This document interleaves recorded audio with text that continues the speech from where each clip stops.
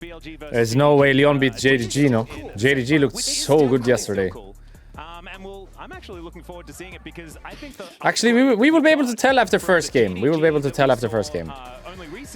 I could tell after the first game, FearX G2, that G2 might win that series because FearX were making a lot of mistakes. And we will be able to tell after this first game if it's possible or not quite easily, I think. Is it A, Lyon winning because they're that good, or is it B, Lyon winning because JDG are trolling? It's two different things, you know. I feel like in the G2 series, G2 were playing good, but FearX were also trolling a bit. It wasn't just G2 smurfing, and enemy team being also smurf. It was G2 smurfing and enemy team being not so smurf. So it will be easier to tell after the first game, where the chances lie for our dear friends in Lyon. He was using some really big words. So Karma, Orianna, and Varus are usually the bans, and neither of them have been banned so far. Karma, Orianna, and Varus. Yeah, there's the Rise. There's still Varus, there's still Karma, there's still Orianna. JDG, when they were struggling, was trying to really sync up support jungle. We're looking at a trade. They found their footing and made it to second seed in the LPL. We're looking at a trade. They were literally just slamming whatever bottom lane would be most. Do we trade Karma for Orianna and Varus? Do we ban one and trade one for one instead? Losing to Gen G, who can just win every lane, made him reconsider it. But I would still say that generally speaking, this tournament, so there's Karma, Varus, has Orianna. pretty much been dominated by whoever can get the stronger bot lane, and without Karma being banned, I get a little bit concerned. So what Lyon has Orianna is what they choose. So now, do you take the Varus Karma? Do you take only the Karma? Do you take only the Varus? What's the plan? You could, because they banned the Jarvan as well. Bam, bam, bam. Sound guy is popping off. And just have the really go fast bottom lane, which does work very well in lane as well because you have infinite wave clear. Sound guy, go! Get a free pass down there, which wouldn't be a bad thing. And then Berserker can There's the Varus. Do you take the Karma as well, or nah? Or nah? It's a little bit of a different Thoughts? story. Is Inspired going to hover the Nidalee, obviously? We'll see. Ashe Seraphine has been getting a lot of game one play as well, but I remember yesterday Nocturne. So enemy can take Karma now if they want. Ashe Seraphine into Ezreal Karma was very winning for Ezreal Karma, but what Lyon has done here is something they did all throughout LCS playoffs, where they'll do a control mage trade. They would often do Orianna. I think it's like Sin Sao Karma here, no? Sin Sao Karma and 80 on 4-5. Thoughts? Sin Sao Karma? GG? Question mark? Or the Orianna on his side. But with the Orianna nerfs, I'm not sure if Saint would still prioritize the Azir on 3, and not surprised if they lock in the Karma. I'm a little bit surprised that Lyon didn't pick it early. Yeah, this is Sin Sao Karma, GG, I think. GG. And now they get access to the Karma instead. I wouldn't be surprised if this was just a Xin Zhao. lock-in for JDG. Insta GG. The most coveted mid laner on the patch. On top of it, outside of the Rise, which is just a little bit ridiculous at the moment. But as far as what was available, I really GG. It will be the Xin Zhao as the option into the Nocturne. So dodging the Sivir. Yeah, but we'll still. I think he picks Nautilus here. He picked Nautilus here and he bans Sivir. Pick Nautilus, ban Sivir, and then what? Nautilus, ban Sivir, and then what? Or you pick mid, actually. You could pick mid as well, like Ari. Ari? Nah, I think Nautilus, ban Galio? Nah, into Ori? Into Ori? This is bad lane, no? Isn't this just losing lane? Self counterpick. I love this. I don't love this. I do not love this. This is hard losing lane. But the thing that I love about it is we're representing double globals already, right? Yeah. Being able to cheat around the map, I think, is really important when you're against a team that is really Why good crash? at playing around tempo markers, Jat. Oh, no. JDG, very, very good at it. That one's for Vedius. Shout out to you, Betty. All right, already the Should I prepare the Twitch version instead? I will just open the Twitch version instead and see if that helps. They have in store here is, of course, could be some more support focus here on the side of JDG. Now I'm thinking about trying to make tempo markers a real term again. No, we can't. You've really done it? We're not allowed to do it. I just had to throw in one. I've got it out of my system. We were talking about it before, the shake your sillies out. Well, that's what I'm trying to do. I just have it prepared. In case we have more issues, I have it ready. It could be. It's very, very silly. Jin is going to be taken away, though. Oh, no. Hey, buddy. That's not very nice. That's rude. He's like, well, okay. I was kidding. Hey, it's okay. You're allowed to take it back. That's absolutely fine. One last ban here from JDG. Not this ban, no. Next one. Is he making eye contact with Dokla? Yeah, I was going to say, like... And then you play... For some reason, I was like, hang on a second. No, Corki. I don't think we Rakan ban. He can't hear us. No. It's good for the comp, I guess. Bad for the lane. Okay, Sivir Jin, 2 logical bans against the Karma. Those are 2 very popular. There's a Nautilus. I think the Rakan ban is really think you play smart Corki here. for If you're a Gala, a you just really play good Corki. gargoyle delivery system, but this is the Nautilus, and I really hope, because Nautilus is often picked alongside an on-hit style of Varus, I'd much prefer to see that rather than the poke It's not gonna. It's gonna be poke Varus for sure. over and over again. Karma into. You're gonna get it. Wait, Karma is good into Nico. You're self-counter picking as well. No, Isles is 9. We're self-counter picking everywhere. Nico will give them a Galio is bad into Ori and Nico is bad into Karma. But we see the champs which is something when we're that can picking. punish pushing lanes. I do think it's really important Yunara? to try and match the push that JDG can get with this Karma and now Yunara. I think it's going to be tough, though. I think Karma Yunara is going to be able to get the push. And trap card, Varus can go top now. This is what they did in the LCS playoffs into Morgan. So they can be picking, they can do a Kai'Sa Nico and throw the Varus top. I don't like the Varus top, no. You need something else. You need something else. Are they going to pull the I think you need Ornn here, no? Ornn. This is exactly what they did in LCS playoffs. Or Gnar, yeah. Gnar is fine, Gnar is fine, Gnar is fine. They opt against it. They opt against it. The dream isn't dead. It could be AD carry Gnar, Chad. I think that was a pretty good angle for Kai'Sa Nico. I'm gonna see if we can go a little bit to the future, okay? Just a little bit. Gnar still considered an answer pick in the next, so no, it's a counter pick. If you have really good Nava management as well, it can be another really good way to get Galio Yeah, not much. into the mix. And already I do feel like this is a really robust composition out of Lyon. They can snap their fingers, go for a dive, and Berserker is long enough range Not to be able to much. follow up on a whole lot of different things. I like the Gnar into Renekton, that's a good matchup, but Galio into Ori is bad, and Nico into Karma is bad as well. So we might just be in a pickle, both sides, this game. But comp looks good, you know, you can always like send it with that composition. I just don't know if they're gonna give you a lot of angles for that. Really interesting game 1 draft, especially letting Karma through and Orianna through, and then actually JDG getting both of them. There has to be better picks, you know, than self-counter pick. Is there nothing better to pick on support there? Like, wouldn't Nautilus be way better than Nico? Not only for the laning phase, but just for the game in general. Getting a lot of the power picks on the patch here in game 1. Yep. Intabe we trust has been a line for quite And wouldn't like Ori be way better for mid as well than Galio?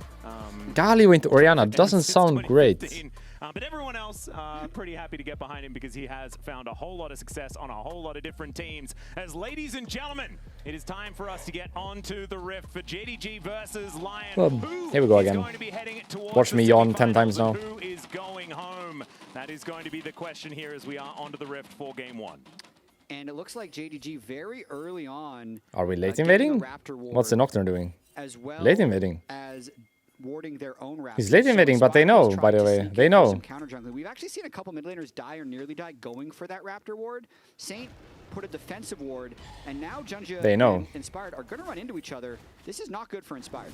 I would say not as well, as Junja is just going to go over and just make sure that he is not hitting this. Oh, interesting. Still, I mean, if Inspired sticks around... Sin doesn't see this brush, keep in mind, and Nocturne does. Nocturne has a ward in this brush, and Sin doesn't see anything. Inspired played this really patiently. We'll see, though. It really will depend on the smite. Well, vision control certainly going to be there on both I don't think he should have queued with Nocturne here.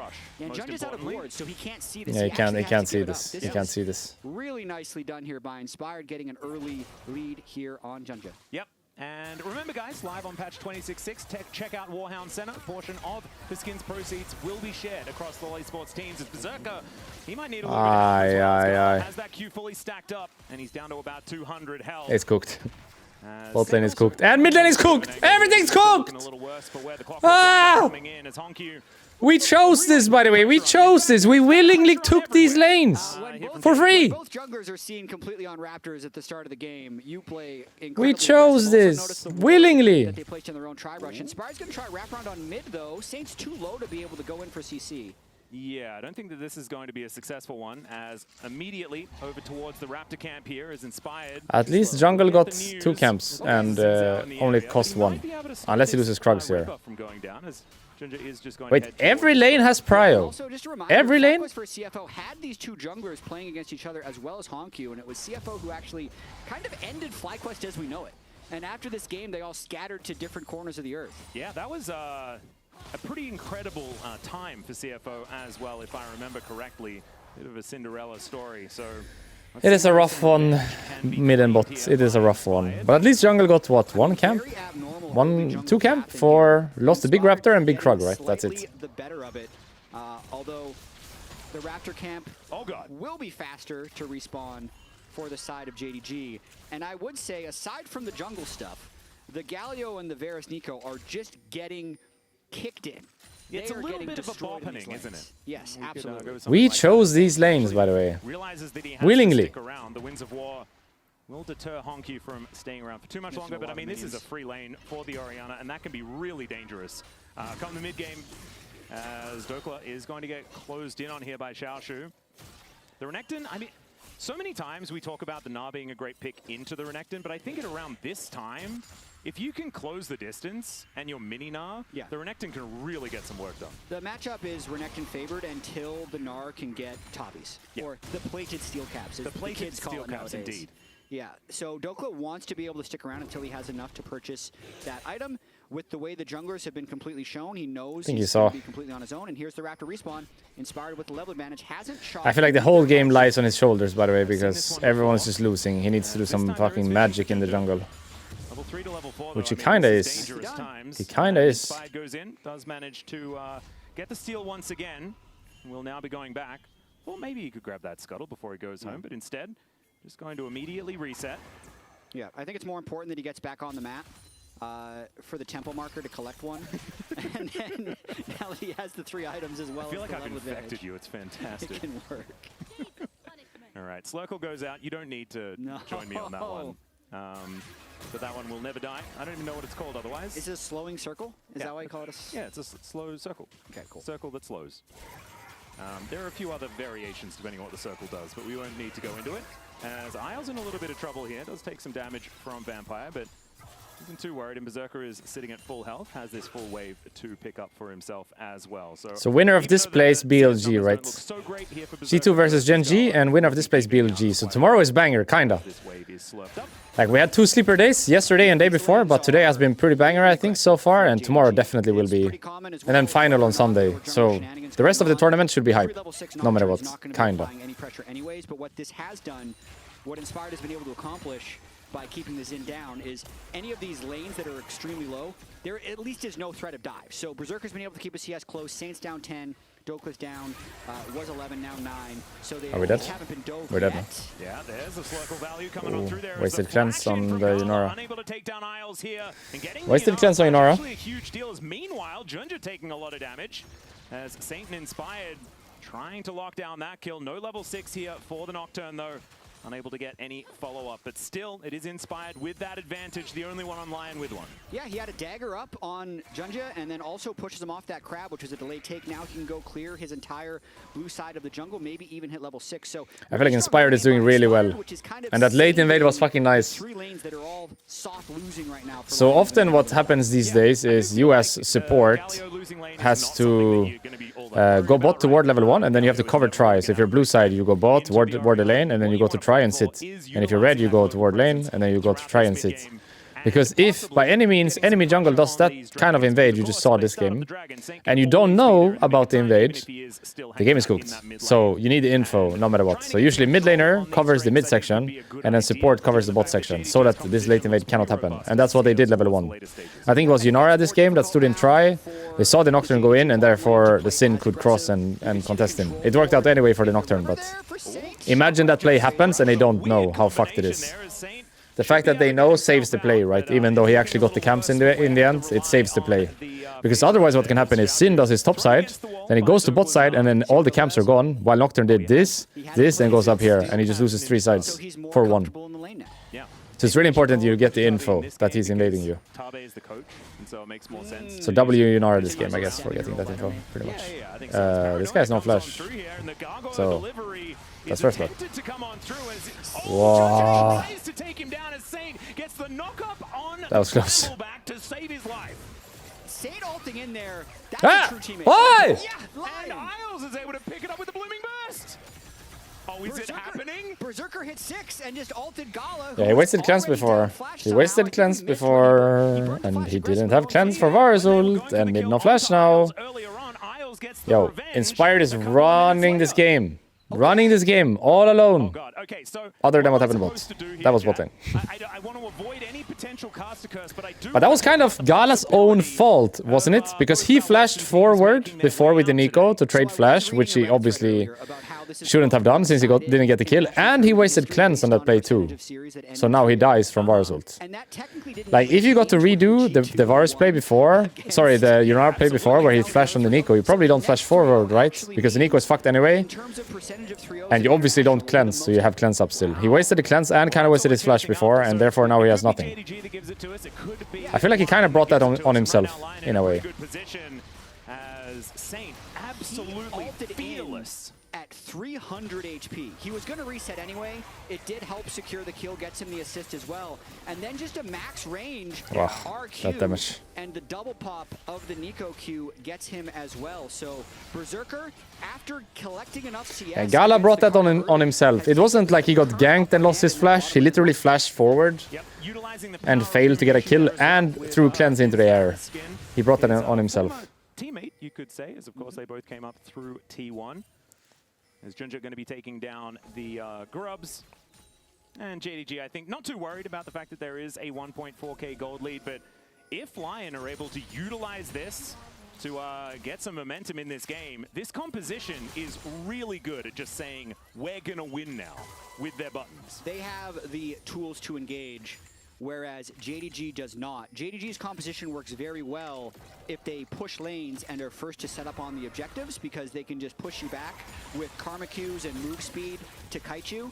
But if they're trying to retake space without hard CC, it's actually quite difficult for them. Well, has no flash. Comes in once more, and the shockwave does come on down. Honku does drag. Is he out? Or is he dead?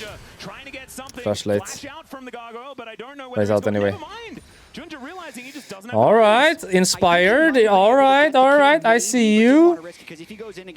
I see you. Completely smurfing so far. The no flash, Orianna, Inspired has been really on point the first 10 minutes of this game. Almost 1,000 gold in the lead. You can see that is half the advantage that Lyon have right now as we tick over to 10 minutes. That is a huge deal. And the fact that he has a full item completed, I completely understand now why Junja did not try to do anything more. As here at 10 minutes, it is going to be a relatively late Dragon, but Inspired, I don't know whether he's going to get contested on this one. Yo, he's running this game. It's a late first Drake, but the game looks really good so far for him.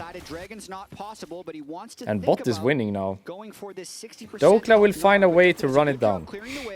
Yep. All right. If Xiaoshu decides to go in Catching strays for no reason. Inspired, I believe. Even more as he avoids the wind becomes lightning, trying to get a little bit of Inspired, so clean. Trying to support. Saint might be caught here. Saint is in a little bit of trouble, but Top is getting dove, and it's alive. Wasted Galliot. No, Ariana's here. It's not wasted. It's not wasted. Oriana's here. It was not wasted. Make his way out. So successful defense of the top side of the map, and they take the Dragon nice. Down. Lyon ticking all the boxes. Yeah, Renek no flash. Moving up as well will mean they don't lose that mid wave. It will set Saint a little bit further behind, using his ultimate to get up there and then also taking a bunch of damage on the way up. But they do a good job getting the Dragon and covering the play to not allow this top lane to snowball out of control. Well, Dokla now teleporting back in, a little bit of a dangerous maneuver, but like you say, those Tabis that he picked up earlier on, helping him stay alive here in this matchup. Wants to get towards that Black Cleaver as soon as possible by the looks of things, as Saint comes on over to try and deter Honku from doing too much more. He does get taunted, otherwise not too much more to happen. And the thing that I'm looking at is the AD carry.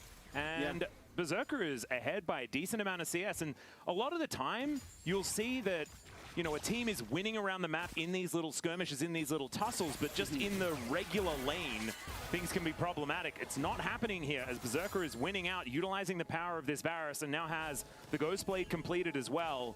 and also completes his quest, we'll be able to get that one done a little bit earlier. Yep. So temporary gold lead jump, but that'll be equalized a bit when Gala completes the quest of his own. Just a lot of congestion of the vision here, but honestly, this is a difficult game for JDG to play from this point because of their overall lack of engage and the fact that, you know, the flashes do end up being kind of cycled down. Inspired misses the Q's, got to be a little careful about trying to all in. See if they can get first move from their bot lane, though. Yep, Saint doesn't have the ulti available, so the heroic entrance has been really important defensively in a lot of these altercations. But Gala, I don't think is going to be able to walk in. The red buff, still the idea is now Inspired looking for an opportunity. Saint, they're trying to stay spread because that shockwave is so dangerous from Hong. That's not good. It looks like Lyon are just not going to risk it and will now... Not end of the world, but... The enemy jungle. Yeah, has to back away after... Not good. JDG did a good job staying grouped up. Inspired likely wouldn't have gotten anything if he goes in other than a bounty for the opponent. Yeah. So he's going to regret pressing that button. He loses a lot of pressure now while his ultimate is on cooldown. And it is a failed invade, so JDG wins a small battle there. Yeah, not too bad. It will still be the heroic entrance coming back off cooldown now, though, as Saint, the couple of seconds left on that one. And I think the Gnar is out of the woods, right? As far as that top lane matchup, I think the Doppler is going to be feeling better and better as this game goes on, and should be a menace in these side lanes. Can possibly teleport in when that Mega Gnar is available. I just really have to wait for Nocturnal now. Like, Lion's go buttons are really going to be I feel like here. it's really important they keep up the pressure, you know, with this Nocturne, and they don't let them just farm and chill. So even though it doesn't seem like a big deal to waste his ult like this, yeah, it's a pretty big deal, I think. Because you can literally kill anyone, I feel like, at this time if you want, or get a flash from anyone at this time if you want. Like every ult should be kill or flash with how strong he is. So it's a huge deal, actually, bigger than you think. Maybe not huge, but it's a bigger deal than you think to waste ult like that. Rock up, try to ult on someone, and hope that the Galio CC comes on top of it, because they're probably moving away with their move speed anyway.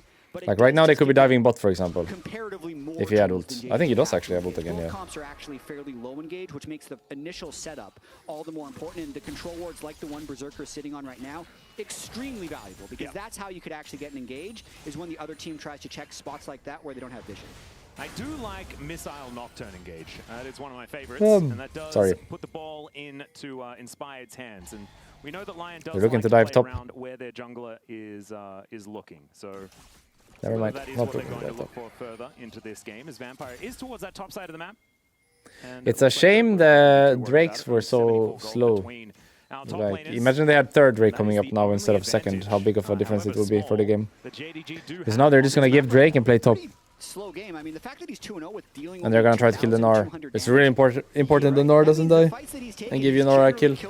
The ones that he's been able to start. So another thing that we need to track about Lyon when they have advantages like this, they don't usually progress the game that quickly because they like to freeze a lot of waves. Keeping the game on their side of the map until they're willing to retake space is a pretty, it's a favorite strategy of theirs. So not that Galio can necessarily... The Gnar really needs to carry top. Please no die top. They necessarily feel like they need to apply a lot of side lane pressure. They're more about stacking these Drakes and making sure their gold lead gets as large as possible. Well, Lyon are going to be able to grab Double Dragon in this game. The two tech drakes going to be picked up. See what the soul is going. I'm not tired. It's just I feel like we've been denied cloud it happens souls when I'm watching. I'm so happy it's a I'm not actually tired. It's just a fast drake is fun, right? Exactly. We've been talking as well about JDG with their mantra. Cloud soul is probably the best soul in the game, so that's nice to roll. Yeah, that'll be fun. Mantra Inspire as well as the dissonance and all that sort of stuff. Man, they'd be running real quick. This game is still really close. It is, by the way. It was an exceptional start by Inspired, but the game has definitely stalled out a fair bit. Now, all the quests have been completed across the board, so this is where we're sitting. It's 1,500 gold, even in mid, even in top. The advantage is mostly on the Nocturne, who currently doesn't have a meaningful advantage over Junja if you just look at the items. So Lyon has to continue to play smart League of Legends. I do think that if they keep stacking up these Drakes, right, you can play it relatively slow. Because if, you know, the shoe's on the other foot, I was talking about how fun it would be to have a whole bunch of movement speed and things like this for JDG. But if Lyon has it, I mean, they can start fights anytime. Speaking of which, as we're will this flash or kill every time? I think they should be spamming it, by the way. Ulti's flash will kill every time. They should just be spamming it. Deep into the enemy jungle is almost impossible when you're behind and you're playing an enchanter. For sure. I mean, that was the whole reason people didn't play enchanters for half a decade. Is they said, well, it's too hard to check for wards in the mid game. Then they've removed lane swaps, so now the advantage of dominating lane outweighs the disadvantage of being a really squishy dude who dies when he tries to get vision control. So getting his flash, I understand. I think it's a smart play there by Inspired. Anyone he ulted, he's probably not going to kill because they all have flash, but the highest chance of a repeat kill is likely on Vampire. Yep. And it's interesting that the enchanters that we do see all have an ability to speed themselves up. Yeah, or like Nico, Nami, she Lulu, splits into two. Karma, yep, or be Nico and be annoying. And that is a decent way to do it as well. All right. Still 1.3k. This is like where I start to get a little bit worried because extending gold advantages is generally something that you want to do as no flash. He's going to do exactly that. Finds a snare on a Vampire as well, and if at first you nice don't succeed, grab the flash and try again. So the Karma just lost her flash and then she walks into enemy jungle without flash? Still no flash. They could do it again. That guy's hinting, no? From the first flash to try it again, which is really nice. I mean, he just lost his flash and then he walked into enemy jungle solo. Here is that I'm always worried whenever I'm watching a Lion game or an LCS game, an international event. It's never safe until it's over. Just keep that in mind. I'll keep it in mind. There's never do one of those, oh, now it's going to be an insurmountable lead, or surely with the Cloud Drake they can. No, it'll be over when the Nexus falls. And this is also the closest thing to an OPL game that we've got as well, which is harkening back to my past. Is it because there's one Australian player? Yes. And one Australian caster? Yeah. And Isles also played on Legacy. I think Dokler's played in Australia. Yeah, and Dokler was in Australia for a little bit, I'm pretty sure. Although that was after my time. But we've got flash or kill. towards this top side of the map as Inspired just going in. Flash. Will be and kill. And flashes after Honku as well, and he should be able to grab this kill. The gargoyle's so flash and kill. Huge, by the way. Huge, by the way. On our jungle, I think. On our jungle. Berserker threw out his ultimate there, actually. Was hoping to burn his cleanse, ends up just being no ultimate. I think that Saint if the mouse could go away, that would be great. From that first turret of the game, it's gone. Top as well. So Inspired continuing to progress the game, getting flash and trading his own flash for the kill, definitely worth it. Yep, and those nerves that I had kind of dissipating, Jap, because they are making plays. No. They can't be in side lanes, and Dokler is going to continue to get more and more aggressive here. Has his Trinity Force now completed. This Drake is very important. Man, I'm just feeling like it could be okay. It's the power of the Nocturne. When Lion, this is much more the Lion that qualified for first stand in the LCS playoffs, because I'd say their series that they played earlier against Loud that went to 5 games, as well as the demolition that they experienced at Gen G, that looked a lot more like the things that they were struggling with during the lock-in regular season when they were dropping a lot of games, lost a best of 3 to Disguised. So Saint's been really inconsistent, but when they play with the lead, they generally have been very solid. Yeah. Generally very solid. Not to say that this means they're going to win this game, Atlas. No. We'll I'm not He's very careful with what he says. He doesn't want to do any bad juju. I'm going to try and just assume that Chronicle no stupid witchcraft. Is not real, even though, as we know, objectively, they absolutely no bad juju. He was just silly. As let's have a look at here. The win probability looking pretty good for Lion. This would be where the caster curse would come through. What a nice graphic. Great graphic here. Like that. It's a very good graphic. JDG's finally retaken the river. This would be their point of power to This is very important, Drake. Nocturne has ult up. Galio doesn't have ult yet. Maybe wait Galio ult. Yep. Keep in mind, Orianna no flash and Karma no flash. Just go Ori, no? Literally, if Nocturne ults the Ori and Galio ults on top, dead, no? For sure. It doesn't actually matter. Lion could always get in, you know? True. They throw an Inspired, they get Saint or just kill the Renekton, who is caught. Completely caught. And they won't have time to do Drake, the other people, so it's just free Drake now. Yo. Lyon versus G2 finals, anybody? It could happen. You can say JDG really wants to contest this anyway. They're it's 5v4, by the way. Are they fighting anyway? Inspired, though, no flash on Nico's caught. We'll have to run away. Yeah. The clone of Inspired. Wait, shouldn't they just fight this 5v4 before... Actually, no stress. There's no stress. No stress. I think that was the clone of Inspired. Yeah. No. I think Nocturne did get... Renekton doesn't have TP. There is no stress. It's just free. It's just free. You haven't been reading the patch notes. Nicely played. Nicely played. No, I read them, I just can't Nicely retain played. information anymore. Yeah, so you didn't retain the fact. Soul point now. Cloud soul point. Understood. One Drake and GG. Yo. The whole time. Not entirely sure. The nice thing that they did there is they just waited for Dokla. So he got Meganar to kill the Renekton, and then they waited until he had Meganar again to take the Drake. Yep. So they're Winnable. patient. Honestly, this is meticulous. Like, just destruction of JDG's stuff in this game. They're not giving them an opening. And it's disciplined League of Legends. It's kind of Is it now? beautiful to watch. As No flash, Nico. See, disciplined flash. Good. Gets him out of there. Good. That's on brand. That's still there. Yeah. For a second, you thought maybe Inspired was picked out. But then he turned into Nico, and we knew it was Nico. You know it's only one turret away from a perfect game? This is a kill, by the way. No kill. This is a kill. This is a kill. He's dead. He's dead. Well, it might be a no life for Renekton as well. Inspired is completely 1v9. There is dominance running, but it is still a very scared Crocodile. Completely. Going to be able to grab that kill. Playing through these He's running this game on his own. Minus whatever happened bot lane. Minus whatever happened bot lane at like level 6-5. It's just Inspired. one team fight with all those bounties. No. Don't fight here. Don't fight here. Guys. No. Why are we fighting here? Is this good? Oh, we TP. That's why. Okay, sorry. I didn't see. Sorry. Still don't think it was good, but at least with the TP it makes a little bit of sense, right?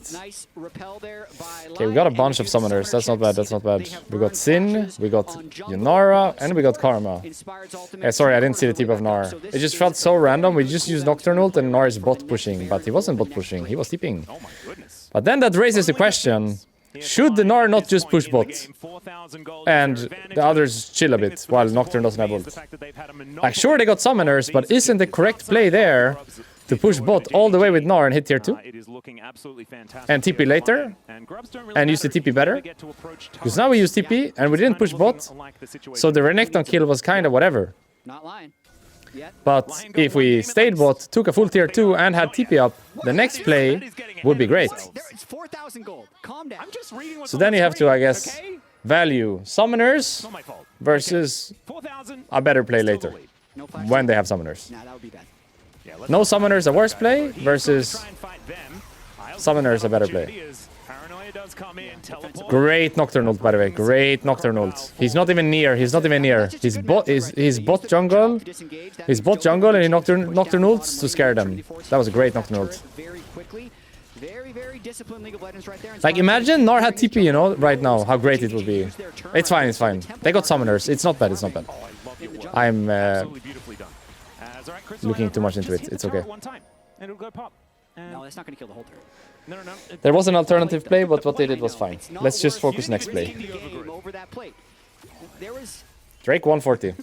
Drake will decide the game, by the way. If they get this Drake, they win. This Drake is by far the best soul in the game. Cloud Soul is so OP. Like, imagine a Nocturne with Cloud Soul. Galio with Cloud Soul when he arrives. Gnar with Cloud Soul. Gonna be hard to win against Cloud Soul for JDG. It's already hard to win, but imagine with a Cloud Soul as well. I do feel like he's probably saying, I think the Drake decides. We could bring up the comms and maybe it would just be that. Just wait till we scale like for 25 minutes because just wait for my ultimate. Just wait for me over and over. Who is he making fun of? I don't get it. It's working pretty well so far. Well, what is he saying? I don't get what he's saying. Extending this gold advantage in a beautiful way. They are waiting for Inspired's ultimate every time. They are definitely waiting. I think if they wait, who is he making fun of? Why is he doing that voice? There could be trouble. There could be trouble eventually. So let's keep fighting. Why is that supposed to be fun? Isn't that kind of weird? I do want them to retake. Why does he make fun of that? Isles has no flash for a few more seconds. It's kind of weird, no? Scary. Burns his heal for the move speed. They're just trying to get all the Why would he do that? And force JDG to respond. But if JDG really wanted to overcommit on this Drake, this would be the one to do so. And that was the perfect time to get a kill as well. 20 seconds until this dragon is up and available. Racist is not the right word, but able to get himself out of there and holds onto the flash. Most importantly, Flash Pop Blossom going to be a That's kind of offensive. It's offensive. Not racist. well, they have Offensive. The poke advantage on top of everything. They have engage advantage and poke advantage. Yeah, and poke I don't think that Varus, was very and no way nice. to engage on the poke Varus unless he walks too deep. But yeah, they're all ending on this because it is difficult for Lyon to actually walk in here. Well, they don't even have to, right? This It is so one important. cloud break. You don't need to worry about it, but Lights are still, out. they are going He's to just look going, for by the way. Rising No, Nodes. it's bad, it's bad, it's Lyon bad. already It's really down bad. to It's really 50% bad. though. Oh, He shit. flashes to try and get Oh, himself shit, out it's of the really way. bad. It is going to be the Drake Oh, no. secured by JDG. They get wiped here? They take down the Nocturne. The Varus already dead as well. Oh, no. As Lyon are running away. Dokla flashing out of the back, but it should be Ginger. Oh, Never mind. shit. He's a Xin Zhao. He's basically Lost Drake, lost the fight, and lost Baron. This could We threw the be game. end of the advantage for Lyon as JDG just wandered towards the Baron. It's an absolute domination by JDG in that fight. We've been talking this whole Nocturne should not have ulted like that, about no? how JDG needs to be first on the objective, and they are first on the objective. The Nocturne ult was really and bad, wasn't it? Surprisingly, the impatience of Lyon goes in here. Inspired wants Like, to you should go on the get Sin, if soul, anything. does You basically should not go nothing on with his the control. carry. You Almost should go on the Sin, if anything. loses And then his Galio soul. ult on top. And at this point, the fight's Why didn't away. Galio ult, They're actually? inside. Wait, Galio is just not Seen by ulting. JDG. Renekton gets the Shouldn't the perfect Nocturne just ult the flank Sin in strike pit and then down Galio ult on and top? because of all of the Or bounties regardless of where he's as well ulting, as shouldn't objective Galio ult? bounties, the game has just Galio just didn't ult. slingshotted back into Like, even if you ult the carry, which is probably wrong, the Galio could ult, no? No, it should be. And As give long as space they lock down on the this way Baron. out. And if it's not a gold lead yet, it It's close. certainly will be soon. As the Rebel Baron power play sitting at 1,000 so far, but still with 2.5 minutes left to go. You understand why I was nervous. Yes, I do. I was going to say that, but I felt like it Should've wasn't, ulted. It wasn't the moment, and within the I team needed to be fight. excited. The Galio for should have the ulted. I think the overall Nocturne ult was bad energy anyway, of but the Galio should have game. ulted. No matter what, I think. It is still soul point. Because imagine at least if Nocturne ults the carries down, right? If Galio ults, then Nocturne can easily walk back the other way because the Galio ult is zoning. But because Galio isn't ulting, they're just hitting him. There with the gold difference. I think correct was ult Sin and Galio ult on top, but even if you're not ulting the Sin, you need to Galio ult on top. I think the Galio just has to ult, no matter what. Give space. Although, If you're not ulting on the Nocturne as Galio, who are you ulting on? based off that, or maybe not anymore. That's your best target for sure. You know, it might undulate Jet, back the seen it direction of coming. Lyon, afterwards. We'll just have to see his Ulting paranoia Renekton come now. down, thinking that they might have This found could be a the kill. Crocodile, and he is He has no starting to get flash. a little bit frightened. Does get slowed up there as I'm gonna well. use 3 ults for it though. Invested to try If it and even take works. him down. It's Oh my my god, it didn't God, work. the damage. 1 for 1 here is so bad. They used 3 ults for 1 for 1. Looking for is JDG with that Baron. Is there a world where they just end right now, by the way? They have no ults. 4v4, do they just end in their face? They have no ults. Low-key end the game here, by the way. I think game might end here. They have no ults. Be able to get that inhibitor turret on the other side of the map, so there is at least that, but he may not be able to get the. I think it's over, by the way. Oh my They don't have goodness, ults. that is a- It's gonna end here. I thought it might have been the clone, but it was not. That was just Isles falling down. As Nexus turret number 1 is going to get taken. There is a Mega Knight here for Dokla, but he's losing his health so quickly because Game is over. has a few items put together, and he is so scary in this. Game is over! Golden though, and there's a hail of arrows. Junja is still alive. They're just going to kill the Nexus, and JDG just went from losing this game to winning in the blink of an eye. Sub 30-minute win. It went wrong at the Drake. That's why you have a job.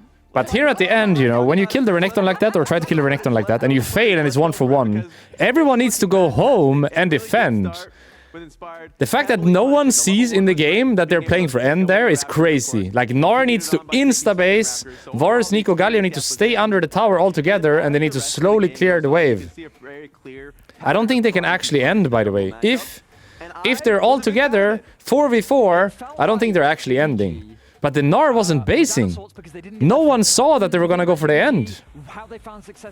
That's crazy to me. How does no one see that they're playing for end there? Or how does no one understand that when you use 3 ults mid, they can try to end 4v4? That's crazy to me. No one saw that in game. I don't think they actually end, by the way. If they stand 4 people under the Nexus tower clearing the wave, I don't think they end. But they just didn't think about it. Or respect it. I don't know. The Gnar didn't base. And it's feeling so promising, and we're excited. I would love to see the and we're Drake hopeful. again, because that's the big one. Now we focus on Lyon channeling one of the greatest mental resets in International League of Legends. Yeah, that's not happening. For this team. I think it's a wash now, by the way. I think the series is just a wash. Because if I was playing that game, I'd be so tilted. That doesn't help my little theory. Like, if I'm inspired, I'm just so tilted, no? You play perfect game other than one play, and then your team doesn't defend the Nexus. It's actually crazy they didn't defend! They didn't defend. Will remain on the blue side. So thankfully, it's everything They just let them end. expected. Oh my god, I'm so tilted thinking about it. I need to stop thinking about it. I didn't even play the game and I just got so tilted. Oh, it's fine. Next game. Focus next. Shibile. Shibile. Okay, Varus is out, Karma is out, Orianna is out. Those are the big three, usually. Then it's like Rise, Rumble. Oh, actually, this happens so many games. Renekton picked first game. Fearless band equals. We've been over this. If you know, you know. What does it equal? Renekton was played the first game. What is OP the second game? Anybody? Anybody? What's good this game? I'm hoping that we do get to see some fun drafting as well, though, because there are some Renekton is a counter to what champion? Ambessa. That's right, my friends. This game, Ambessa, prio, very high. That's right, my friends. Ambessa is going to be high prio this game. Ambessa is another thing that has been pretty big this tournament. We'll see what this final ban is going to be. And for AD carry, it's like what? Ashe Seraphine, but Seraphine is out. Then we got Caitlyn. Corki Nami is available. Corki Nami. I think it's low-key first pick Ambessa, no? Absolutely. Or Rumble? Rumble or Ambessa? Ambessa, maybe? Rumble. This has to be Ambessa, then. Actually, what do you play in the Rumble? No Galio? It's Cassante. He's gonna play Cassante top. It's Cassante top. I think maybe we just run it. You just lock Cassante here. I agree. I reckon that sounds like a whole lot of fun. You were right about the Rumble, though. That's first picked. Yep. Right? You lock the Cassante here. And then you pick... Gone, like, you could pick like Nami plus... But they have Nautilus open. Maybe Corki plus Cassante and then Nami on 3? Something like this. But if they take the Nami away, what do you play? Should be Cassante here. Yeah, Cassante could be one of the options. I think it's it's... actually found a fair bit of success in the LCK where I'm from. Yeah. The Cassante into the Rumble has I think it's just Corki, no? We'll see what Inspired is going to be collecting. But if they take the Nami, what do you play with Corki? And if you take the Nami and they take the Corki, what do you play with the Nami? I actually think picking jungle here makes a fair bit of sense as well. No, I think it's Corki, no? Corki Nami or Nami Corki? Whichever order you prefer. Maybe Nami? It's the Corki way. It's the Corki way. Yo, I'm locked in now. What's going on? Nearly guaranteeing prio, especially with Seraphine banned. And so what do you pick here? I think you take the Nami away and you play Caitlyn, no? It's Nami plus Lucian or Nami plus Caitlyn? What else can you play? It's Nami, no, for sure. What is that? We don't even know what it is. It's Annie! Annie is going to be the choice, so instead they're going to forego that. Continue. Wait, it's so weird, no? We don't see. The Wukong seems to be locked in here as well. Apparently they picked Wukong. Blind? They picked Wukong blind. So the Nami should be on 3. And you ban for bots. There is a Wukong here, apparently. We just don't see it. Are you a genius? How could you tell they locked in Wukong? Because the Wukong's face was a picture on the floor outside. Oh, sick. Yeah. And I've got eyes in the back of my head, so that's how I saw it. I was looking out the window. So apologies for the graphic at the moment. That is Annie Wukong on one side, and they're so Corki Nami plus bans, no Yunara, no Varus. What do you play? No Ashe Seraphine. Yeah, I mean we can see what's locked in. Ezreal? We can just do draft off this to be. But I have a feeling that they're probably going to put the players in the correct order. Ezreal is probably a good ban. I'm trying to see I don't like Kalista Renata so much. Nico's out. No, they're still drafting. If we can Nautilus is a big ban, I think. You probably ban like Nautilus plus Ezreal and then enemy plays Syra Khan. Yeah. Yeah. It's gonna be like Syra Khan or could be like Caitlyn Bard. Caitlyn Bard or Syra Khan. Jhin Bard? No, not Jhin against Cassante. Because they should ban Ezreal and Nautilus, I think. For sure they should ban Ezreal. And Nautilus is probably the next one. Yeah, I'm leaning towards playing Syra Khan if I'm JDG or playing Caitlyn Bard, I think. Caitlyn Bard or Syra Khan, those are the options. Caitlyn Bard is easier lane, but Syra Khan is really good for comp. Really good for comp. Could also be like Kai'Sa Rakan, what Fearx did. But I feel like if you're picking Rakan and Syra is an option, it's good to get the combo, you know? It's just good to get the combo. I think the champions just empower each other. Like Rakan becomes more OP with Saya in the game, and Saya becomes more OP with Rakan in the game. So if you're picking one, I like playing with the idea of picking the other, at the very least. For Fearx just went Kai'Sa Rakan, but I think if you can go Saya Rakan, you should, which they could have in that game, the Fearx game. I think would also be fantastic because I don't even know what we're watching. Like, are we watching draft? What are we doing? Yeah, this Jhin is not killing the Kazante, and is not killing the Malphite. Plus bot lane is really hard. I don't like that 4-5. Jhin Alistar into Corki Nami is not playable, and then you have Jhin into Kazante and Malphite. Definitely not playable. Both Dokler and Inspired can build a bunch of armor. Yo, I like the draft from Lyon. I'm gonna be honest. I really like it. They have good mid matchup, choice of mid matchup, Victor into Annie. They have choice of top matchup, Kazante into Rumble, and they have Corki Nami into Jhin Alistar. Plus counterpick jungle. Their draft is literally Thanos. An enemy draft is literally the opposite of Thanos, whatever that is. Like, the comp looks fine, you know, for a JDG, but if you think about it, lane to lane, the way it happened, blind pick versus counter pick, they literally got fucked in every lane. In theory. I'm leaning towards Lyon for this one. Gonna be honest. Gonna be honest. Trying to engage on more Saint, Berserker, and Isles rather than dealing with the brick front line that Lyon has been able to put together. I tell you what, I actually really like not having a champion select. I feel way more immersed in. Are we frozen? I don't know anymore. We're in game at least. Let's see if we can go a little bit future, maybe. Maybe we could actually just get someone to stand up there with pictures of champions and they could like quickly just sketch out the picture of a sketch it. Yeah, sketch it. Because otherwise you have to go through like a million different. Should slow down any second now. No, I want someone to sketch it. I just think that would be more funny. As already we have a heal coming out here towards the bottom side of the map as Berserker and Isles.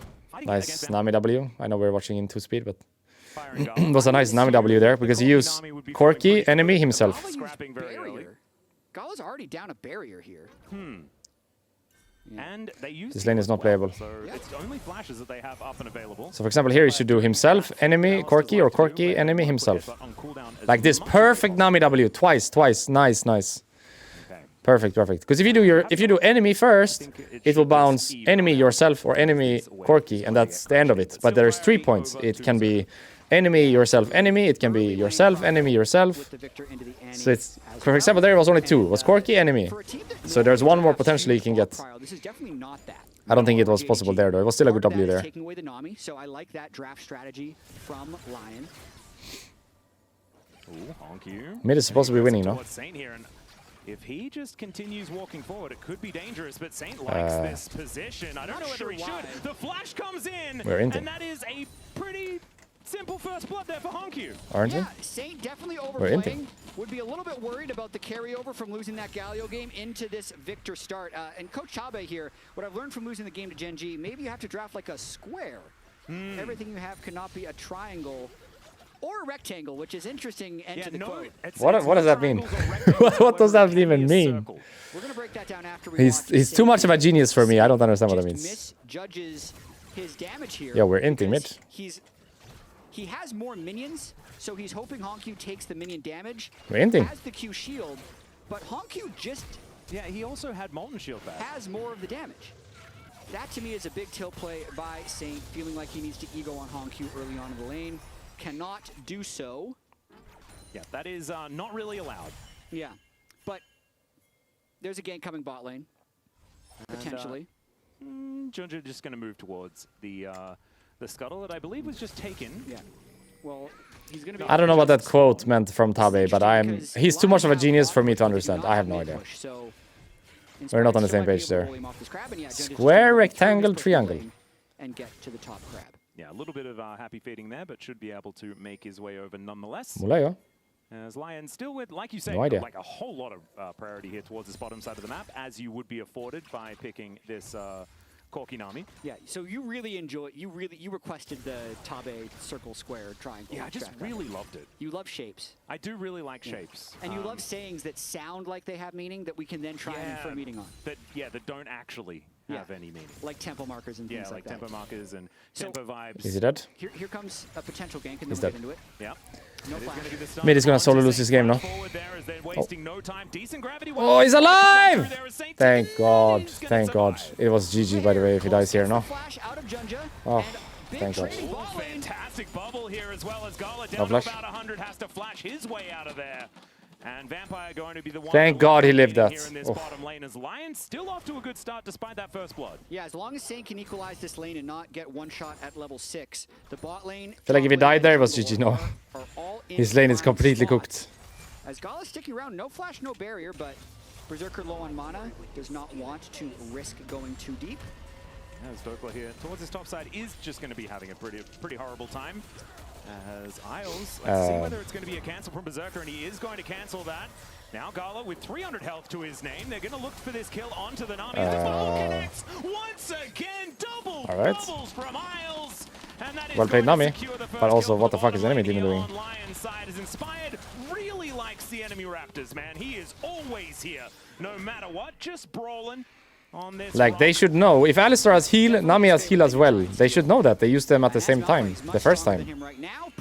So I don't know why they're surprised there is heal. Doesn't make sense, no? Alistar and Nami healed together level 1. So obviously, level 4, they're gonna have heal again. Both of them at the same time. But the way they played that was like, we can get this guy, I have heal. But the other guy has heal too. It wasn't even close, you know. It wasn't even like one hit to kill. It was like 200 HP Nami still. I don't know what they saw. The rock rocketing towards you. Oh, look at Isles. What did they see? Nice big heal onto Saint. Beautiful. Actually, that's the type of stuff that tilts mid laners. Oh yeah, when it really the support does. just comes in to heal. The frustration room. Yeah, you're saying enchanters can't roam? Watch this. It was the most annoying thing about Nidalee jungle as well, when you just run through, hit one spear, and then heal up the mid laner and leave. Yeah, don't even need to try and kill him. Bot is cooked now. He has no flash on Jhin as well. Corki still has flash. 20 CS up. So a recovery from and he died. First blood. Yeah. After some nice 2v2 Bot is cooked. This lane is not playable. And they chose this lane. They saw Corki Nami, and then they chose, we're gonna play Jhin Alistar. In the sense that he said previously, we were trying to play support jungle, and then we just decided to play very strong through bottom lane, which would be like a triangle, if that makes sense. Yeah, they're cutting out a portion of the map. It's like the bot lane and the jungle, that's your triangle. Yeah. But then he said after Gen G, if we just play a triangle, like they drafted everything with global, so they play the map. So the square more means, oh, we need to draft like a whole larger area of the map that wins. Something you need like that. to understand that all the parts make the whole. Because when you pick Jhin Alistar as well, that's not a bot lane triangle. This is a triangle draft. This is definitely a triangle. Because it's a top side triangle. Yeah, they've chopped off the bottom lane. That's true. That's this what is a triangle draft. This is a triangle draft. Yeah. And so, if JDG loses this, we're going to need another interview with Tabe to ask him why he drafted a triangle. No flash. No flash, Victor. No, he just got it. He just got it. He just got it. Just got it. Like that very second he got flash. The wrong triangle too. His, Raptors. Yo, bot is not playable. Look at bot. Alistar just abandoned bot. Look at bot. He can't enter the lane. Alistar just said, fuck this, I'm out, and went mid. The one side of the triangle even more alone. Yo, the game is over. The game is over from bot. The Alistar just said, fuck this, I'm out, and the game ended. Like, Jin's game is completely over. He has 40 CS. Doesn't have flash anymore. Throws down the Arcane Storm though in response to Tibbers being Shibail Alistar. Solo bottom. But that's flash advantage, to be fair. Like, enemy mid has flash and you don't have flash. It can happen. But they have full control over the bot lane side. Jin's game is completely over. That this triangle has left behind. Why did the Alistar roam there? The Alistar completely lost bot lane. I mean, it was already cooked, but like that is fucked, by the way. The Alistar just left bot lane there? In this tournament. I feel like has always had value, right? Because you can always just flash bear. No flash Jhin for like 5 seconds, no? He has flash, he has flash. Don't go for this. He has flash, don't go for this. In this lane, as Malphite was thinking about ganking. Berserker just wandering on forward. Does take a fair bit of damage. Nice play by Nami. Nice play by Nami. Really nicely done by Nami there. Yo, report the Alistar, no? I mean, bot lane in general maybe, but like Alistar left when they had a 4-wave stack or 3-wave stack, and then he does this. Report the Alistar. For those little grubs. So this is a Berserker angle for sure. Yeah, he's protesting maybe. But the Jhin is not troll building Essence Reaver. So does he have the right to protest? Maybe he can protest the draft, to be fair. I would protest the draft. If I see K'Sante, Corki, Nami, the last thing I would want to play is Jhin Alistar. So maybe he's just protesting the draft, actually. A pretty powerful soul here in this game. My fingers are itching to go back and see when Alistar left the lane before. Please remind me after the game to see Alistar's movement when he left the lane at level 4 or 5 and Jhin got zoned. That's some solo queue support behavior right there. I actually can't believe he left the lane like that and Jhin got zoned in between tower. That happens in solo rank. It never happens in competitive. I mean, to be fair, it is a little tricky to do. Every mid laner is super good about free. Like, every laner now is really good about I gotta watch that after. I gotta watch that. I can't believe that happened. Into more dangerous situations to try and clear. Look at the gold lead bot. Look at the CS lead bot. You don't see this. This is not normal. I was gonna say something, but I just don't feel the need. Yeah, speaks for itself. That item on Jhin builds into Yomu. He's building Yomu. It's what everyone's doing this tournament on Jhin. They do Yomu, then they do Storm Razor. I don't think it's good, but that's what people do. You know, an Australian player makes sense. You know, of course, we do like the beach. Although, you guys are in California, a lot of beaches Raptors. there too. All right, more Raptors. Got to be a little careful, but they see Junja. Has Inspired just been clearing Raptors this whole game? That appears to be the most important objective for him right now. He's just been going Raptors to Raptors. All right, Equalizer comes down just to stop Dokla from going back home. Shashu will be able to clear the wave with it at the same time, though. And, I mean, if there's a tempo... They have mandate on Nami now. Like, the bot is over, by the way. They can't play the game. They have mandate on Nami, and the other guy has boots and a ruby crystal. There you go. They one-shot them. They have no chance in a trade. Theoretically be a thing. I just feel like it's just tempo without the markers regardless. So Vedius tried to explain where tempo came from. He said they have Triforce mandate. Like, if you're always enemy team, boots, Kindle Gem, and whatever Jhin gets now. So if it's a sign, boots, I would imagine. Dirk and Longsword. the sign could be No, boots? Boots instead of Longsword. Yeah. Your bot is not playable. They one-shot them in a trade. I feel like if nothing happens and bot gets to play the game, Lyon will win this. It might make it easier to explain tempo because it's kind of just from bots. They literally can't walk up to a creep, I think. The Jhin is gonna have to farm with W. Block the W, block the W, block the W, block the W. He's gonna farm it with W. Block, block, block. Nice. And trade. Nice. Look at the trade. Look at the trade. It's not playable. It's over. It's over. They can just dive them 2v2, I think. If they see the Wukong, they're diving 2v2. They're gonna dive them 2v2. Can we get the camera bot? I would love the camera bot. I think they're gonna dive them 2v2.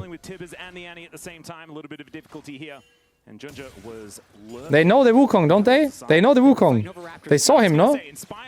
Isn't this just a dive bot right now? The Raptors are the new crabs, for sure. Am I crazy? Another good game state for Lyon. Yeah. Currently. Don't they just dive them bot 2v2? Easy. Once they both hit their item power spikes, like this Malignance and the Trinity Force, will be very strong in team fights. They're just taking their tower. Like tower falls next wave. He's got the lion's share of the gold, plus 2,000. See what you did there. That was a very nice pun, Chad. I like that lion's share. Out of the tournament. He was eliminated. See, and now you've used his name as a pun as well, for double puns! First stand goals. Absolutely ridiculous. Okay. Dokla just going to have to collect another wave, as that one is going to get melted by the Equalizer, but it looks like it's so will be able cooked. to grab this outer turret on the bottom side of the map. First turret blood going over their way, but Junja is in the area. Yeah. They should just be able to back away. So what do you even do now? You take the Drake on spawn and then you swap, no? Yep. And you take over somewhere else and you just do the same. You understand why I'm always on edge. Oh yeah, 100%. I've learned my lesson. I'm not going to say things about caster curses and make jokes again because I kind of thought that one was in the bag and then it absolutely wasn't. And I have egg on my face. I apologize. 7-0, 26 minutes into the game on Soul Point. Yeah. And so not like it wasn't a fake 7-0. It was like a 7-0 with a 5,000 gold lead. Let's have a look at the Coinbase gold grind, chat. Okay. Dokla is behind a bit of gold, but otherwise just a bit. It isn't too much of a worry here for the Cassante. Yeah, probably he's got the his least MR. interesting lane as far as an advantage to be called out is concerned. He's got his Kanik. That's the most important item when he's up against Annie and Rumble. And since literally can't fight, no, if you're JDG. Ah, shit. Since Junja's always fighting over Raptors, it's fine to just stack MR for the early game. You can't fight, I think. Like Impossible. Just go to Inspire. And it's not like you can attack the Cassante either. So you're just losing the game. It's not fair. It's not fair. It's not fair. It's not fair. What do we do? He shouldn't be able to die top. Unless he's trolling, he shouldn't be able to die. Try and find a bit of an all-out angle. Does use it's it here fine. and flashes away. But bit. Success does have to use absolutely everything to Should make play more aggro mid though and bot. As in the meantime, Like this Inter Annie is weak side and mid is open. Just hit mid. Just hit mid tier 1 right now on this wave. Whatever happens top happens top. It doesn't matter. They should just take mid tier 1 right now. They shouldn't run top. They should just take mid tier 1. Don't run top. Just take mid tier 1 and dive the Jhin. He's completely alone. They're gonna leave. You're wasting your time, guys. Ah, guys. It's so obvious if you run top, they just leave. But the guy is alone mid. The Jhin is completely alone. You dive him 2v1. Can someone please go mid and dive the Jhin? Anybody? Yep, continuing just to dash underneath the enemy turret. Death Ray comes down, does a fair bit of work there as well. With that Rod of Ages now complete. Corki is making the play solo. He's doing his best to scale up. It is a little weird that Saint is here though, since Doko's the one that teleported up. So Saint is the natural. Yeah, Jhin doesn't have a quest yet. Doesn't have a quest yet, and it's gonna be like worse and worse. You know, for every CS that Corki gets, it's +2. For every CS that Jhin doesn't get, for Jhin gets, it's -2. So it's +4 every CS. You know, -2 gold for Jin's farm, +2 gold for Corki's farm. So it's getting worse and worse and worse all the time. That wasn't actually the case as Gala continues to take a lot of damage. This Jhin is not exactly doing the most. Still no quest. Stage of the game. Look at the number. Which one? That is the CS number is a big one. Whoa! 173 to 118. How are we losing Herald here? Kind of ridiculous. I haven't seen a How are we losing Herald? sometime this early on in Let's dive bot then at least. No, dive bot, dive bot. If you're losing Herald and getting Dove top, we need to dive bot and push mid. Is gonna have to likely Dive him bot. He's completely alone bot. walk through the Alistair. Don't let him live. Don't let him live. He's alone. Keep going anyway, no? Go anyway. He's still alone. Will now have to walk towards the bear and does get Yo, going to live. how are we getting outplayed on the map? Another turret with how much time Lyon to spend bot. The Jhin is solo laning mid and he can't lane. And the Annie is solo laning bot and she's 1v3ing them? Yo. Now we're chasing them top instead of pushing mid and taking mid tier 1. We once again ran after them top and got nothing instead of diving the Jhin mid, which will now just clear this wave. Anybody mid? Nami, Malphite. Please, please, he's alone. If they would have paid more attention to their temple marker, not gone for that, but dive bot. I'm getting so tilted watching. Too long of a turn for JDG to repeat the dive on Dokla and kill the inner turret. Sometimes those tempo markers can really be camouflaged, can't they, Jat? And it's really hard to identify exactly where they are. But hopefully the next one, they will be able to figure out. As getting these grubs to work as well. As here towards the bottom side of the map, I believe that plate will be going on over. I'm getting so tilted watching. Oh my god. This is still a very close game by the numbers. It just, the feeling you have after what happened in game 1 and then just this last sequence makes it a very scary situation. If they're halfway through killing the Nexus, I still won't be sure. I'm not 100% sure because it's going to be actually pretty difficult for Lyon to play out. So Berserker has a massive lead. That gives them full mid prio, right? They'll be able to step up on mid wave and they'll make Gala consistently catch this under his turret. However, with a 1,000 gold lead in both, see what they can do to him? This is what they can do to him now after not doing it for 10 minutes and he has tabis. Imagine what they could have done before. It's very hard for them to get any push. But they're just not doing it. It's difficult for them to actually have like true setup on these objectives, and it should allow JDG to get flank angles onto Berserker in fights. Which it's crazy to me. Crazy. How do we not see the play? Into Equalizer is always into Cyclone will always kill Berserker no matter how much money he has. That will always just be a way to get it done. Eventually, I think Isles should build the Mikhails. Currently, he has the Imperial Mandate, which is very common. Berserker's maxing damage, and they're breaking the turret. Yep, that is going to Junja away, and he's going to have to flash into his blue pit. That is going to keep him alive, though, as they do take down the turret. As Inspired throws down an R button for flash at least. Gets the flash. And okay, Gala did flash out of the way of it. Did miss that one. His headbutt pulverized. Need to flash at some point now with Corki. Or? You're not going to flash? It's a lot of damage out of this Jhin as he tagged. No, the timing. I mean, it's just... No, it's just... Double for Junja, and Saint is having to flash his way out. He does have a disengage cone, so we will be able to use that to escape, but it's a big win for JDG. The anti-Wukong strike. They just put Berserker in a bounce house. The CC chain from Alistair into Jin gives time for Junja to just annihilate Berserker. Yep. We died with flash up on Corki, by the way. Could flash at any time, flash the combo. Anytime. But we don't flash. Is the fact that they do just have the tools to And mid tower is free, and we're throwing out Nami ult randomly. I don't know. Why don't we flash with Corki here at any time? Anytime! Flash! Already spends a lot of time on the equalizer, has to Valkyrie away, tries to re-enter the Flash now, no! The Jin value there from the root. Yeah. You can't say that didn't happen, Atlas. And honestly, like, the Jin is fantastic utility in this game. If you're going to play a topside triangle team comp, Jin is not that bad to have to play. Yeah, that's basically what you have to do. Yep. As, yeah, Saint not looking too happy about how this one's going. But it is only 1.8k. It's not a massive lead. One dragon goes over to JDG as well. Stopping the stacking is a huge deal, especially when it is an Infernal Soul. But we'll just have to see where the Lion can bounce back after that one, because we know that if they do manage to get an unstoppable force to land onto a target, right? There are flashes that are now... They had so many options to win this game. Everyone has their flash on So many options to win this game. It was actually GG, I think, from bot lane if they played it well. But then they just don't see it. They don't see what they're supposed to do. And it's like, it's not complex, you know, it's AD carry up a whole item, play around AD carry. It's not a complex way of playing the game. Like the fact that they're just chasing them here, trying to trade here when mid is literally open. Like it's, I don't know, they just don't see the play. They didn't see the play. I don't understand. And that is a dangerous thing to do. Junja holding in there with that cyclone. Yeah, I don't get it. Grabs the kill onto the Cassante. The game was 3-win. And now that lead is only extending 2.2k. If they just don't follow enemy. If enemy make top play on our Cassante, we should either A, dive the Jin mid because he's alone, or B, dive the Annie bot because she's alone. And we just did neither. We started chasing them top instead. And then one time we tried to kill Annie bot. We didn't even like go around and try to kill her, we just went from front. And we didn't bring the Corki either. Because the Corki could be involved in that bot play. Do you remember the Annie bot play?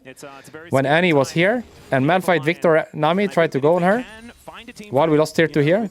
The Corki was just mid. He could easily push mid and be included in the bot play. Kill the Annie and take full bot tier 2. That's an option you can easily make. But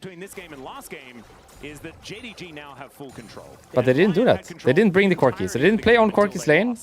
And they didn't bring the Corki to the side either.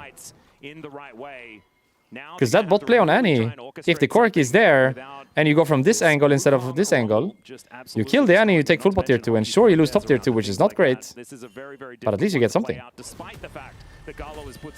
But they didn't do that. And every time Alistair was top killing the Cassante, they also didn't dive the Jin mid, when he's completely alone. They had so many options. Specifically, the team fighting from JDG has been exceptional in both of these games. So many options this game. Picked apart in game 1. They found the team fight at the end, and just like slowly losing. Really spread their lead. So now sad, no? Start playing the map. I mean, look at how sad. This Rumble is actually getting. Keep in mind this game started with 2k gold lead AD and 2 Drakes. That was the game state when all of the issues started happening. The game state was you have the better composition, 2k gold lead on AD and 2 Drakes. And that's when the problems started happening. Gave them Herald, gave them top play for free, didn't punish mid, didn't move with AD to bots. Lost this fight just now when we didn't flash, randomly ulting with Nami, kind of randomly ulting with Malphite as well. I mean, we got flash of Jin, so it's not super random, but you see what I mean? It's like kind of random. I think Drake was actually up at that time, or spawning very shortly after that.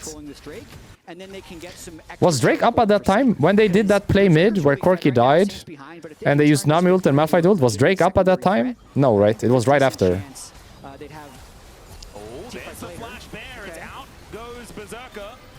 Junja looking for an angle here, but it's just Inspired that he's engaging on. Tidal Wave not really doing too much of anything at all as Dokla teleported in. They're looking for Junja, who does use that Warrior Trickster to get himself out of the way. Dokla's still going to be there and does find the Q onto the Monkey, but now the curtains have been called. It's JDG's turn. We are not going to use ult. We die with ult. We die with ult. The ultimate still up and available as the equalizer goes down as well. It's not exactly the greatest position. They're underneath the enemy turret, but it doesn't seem to matter. JDG just get in there and take them out. There's the all-out from Dokla as well, as Honky was tanking the turret for such a long time. The Victor is just pushing top, I guess. But we're still fighting. The Victor is just pushing top, but we're still fighting. So we fight, but we don't TP.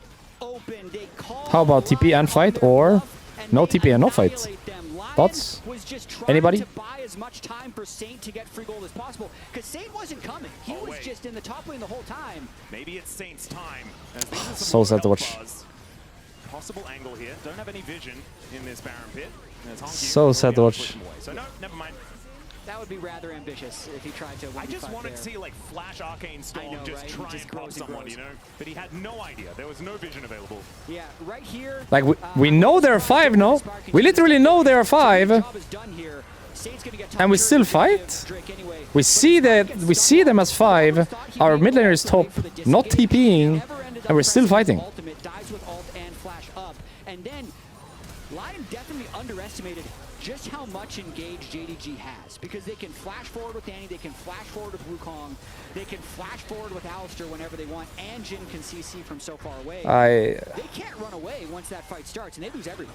Well, Dragon up and available here as Dokla down to 50% health. As in comes Vampire, finds himself a pulverize, but he might be a little bit too far forward. Never mind, Honkyu does make his way round the corner. There's the unstoppable force. Inspired going to hit it this time, as the tidal wave is also much better this time around. Vampire already taken out as Honkyu just getting hit by a rock and will get taken down. Still the Nami is dead and Berserker is fighting against Tibbers. Almost loses that one at the same time. However, gotta win. Now it's just Xiaoshu. We gotta win. Team fight win. There for Lyon getting 3 for 1 and currently preventing the Drake, so they get a big bunch of bounce. Still have the better comp, yeah. All things considered, they still have the better comp. That's how it all started in draft. They got the better draft. It's just been a lot in between. It's just been a lot in between. Oh my god. But we are here still, yes. Better comp. It's possible. Yeah, we can actually like we can win this. It's possible to win. Yeah, it's possible. I'm actually just a bit tilted, I think, from watching the past like 15 minutes. But if we just like drop all that, if we just stop thinking about what happened the past 15 minutes and we think about where we are right now, it's still winnable. The composition is better, I would say. And Soul Point now, as we get to watch this fight one more time, Vampire is early. You look, Gala, Junja, and Rumble all on Sound guy forgot the Gatling gun. Honkyu moves in, Inspired.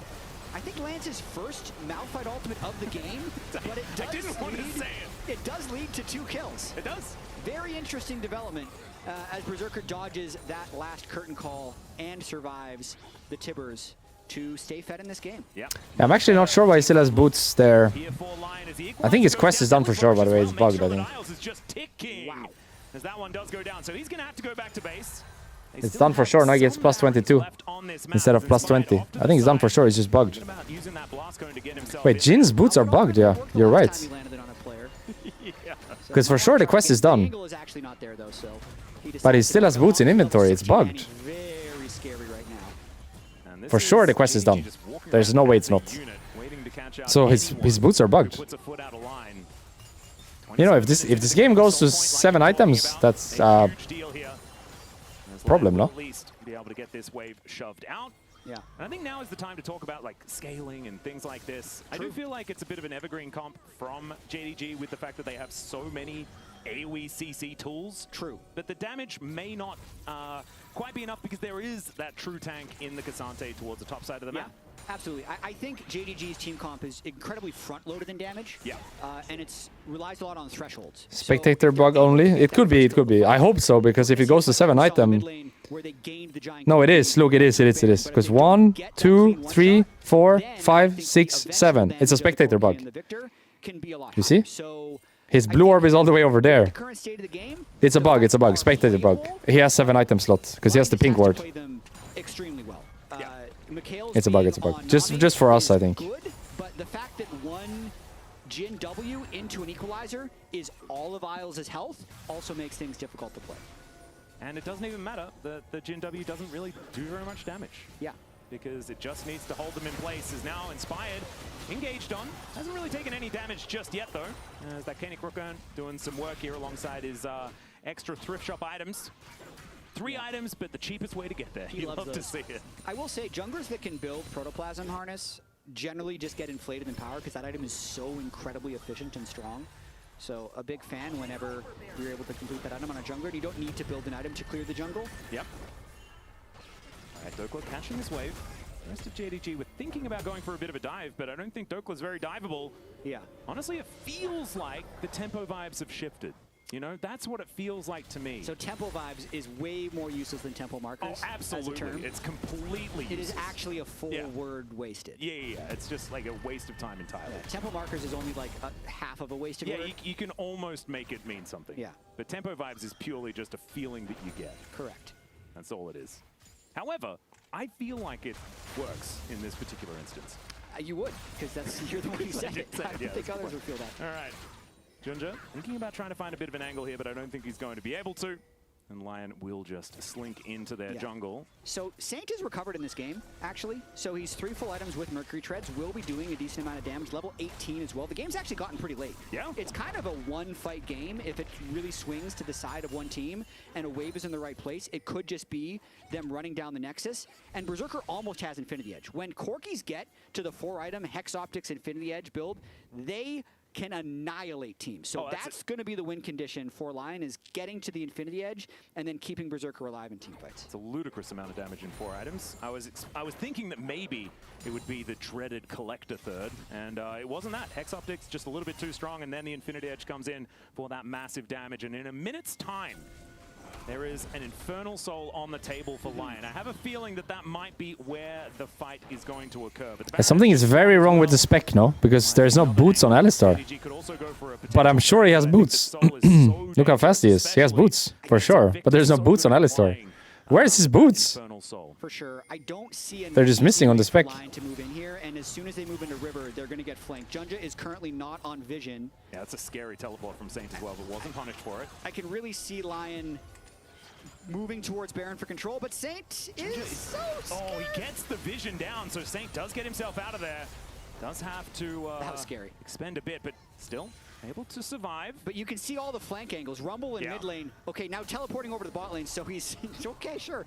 They're just going to actually approach from one side. This is a better look for Lyon now that they've been able to retake this bush and actually Wukong flanked may be good here. In front. They need to be able to mark Junja, though. Great ward there by Isles. Yeah, getting that ward down is certainly important, but they need another one so they can see what Junja's doing. I think they do manage to see him as Honky also walking over this control ward. Winnable, I think.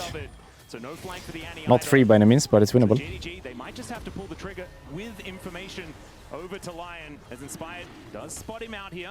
Cute little Poro there from Honky, but I don't think that that is going to allow him to get his flank off. As stun does come down, they're thinking about trying to get on top of Inspired instead. Yeah, the lower this dragon gets, the better it is for Lyon. What is it, Corki doing?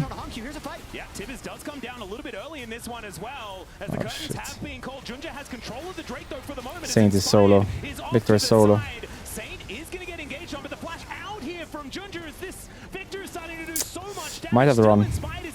Might have to run. Way too low, and the Drake will be I think so, yeah. Run.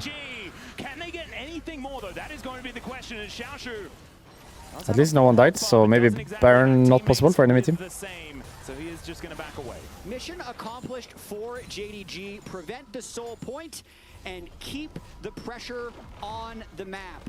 It was an interesting start to the fight where Inspired was just hoping to get the Annie ultimate down to just diminish the amount of engage that JDG would have if Lyon sticks around for the Drake. But then I think Inspired ulted in probably a little bit early. We'll have to watch this one more time. Start of the fight is okay, but Berserker having to Valk out of the pit means no one can follow up on Inspired. Yeah, when did the Malphite ult? Vision of the Drake for a bit. Inspired ulting in. Shouldn't have ulted like that. I think it's just a straight up mistake. Yeah. If he stays on should the not have done that. fight, he'd still have the ultimate. Like imagine he had ult right now, you know, and Wukong is 1 HP without flash. Imagine Malphite had ult at the end there. Because then they're not even looking for the Infernal Soul. Yo, Corki, what are you doing? Hold your position. Oh wait. All right, that's not good to say. He he said, Corki, hold your position, I believe. So he didn't like... Yo, Corki, what are you doing? Hold your position. Wanted to Valk into the river to hold that part of the river so they could stay on the Drake, but... That's not good to say. There, inspired the one who ulted in that looked bad at the end, but he clearly wanted that fight to play out a different way. But for sure he shouldn't have ulted at the end. No, if Malphite had ult and flash, when Wukong is one without flash, that's a winning fight, maybe. Even at the end.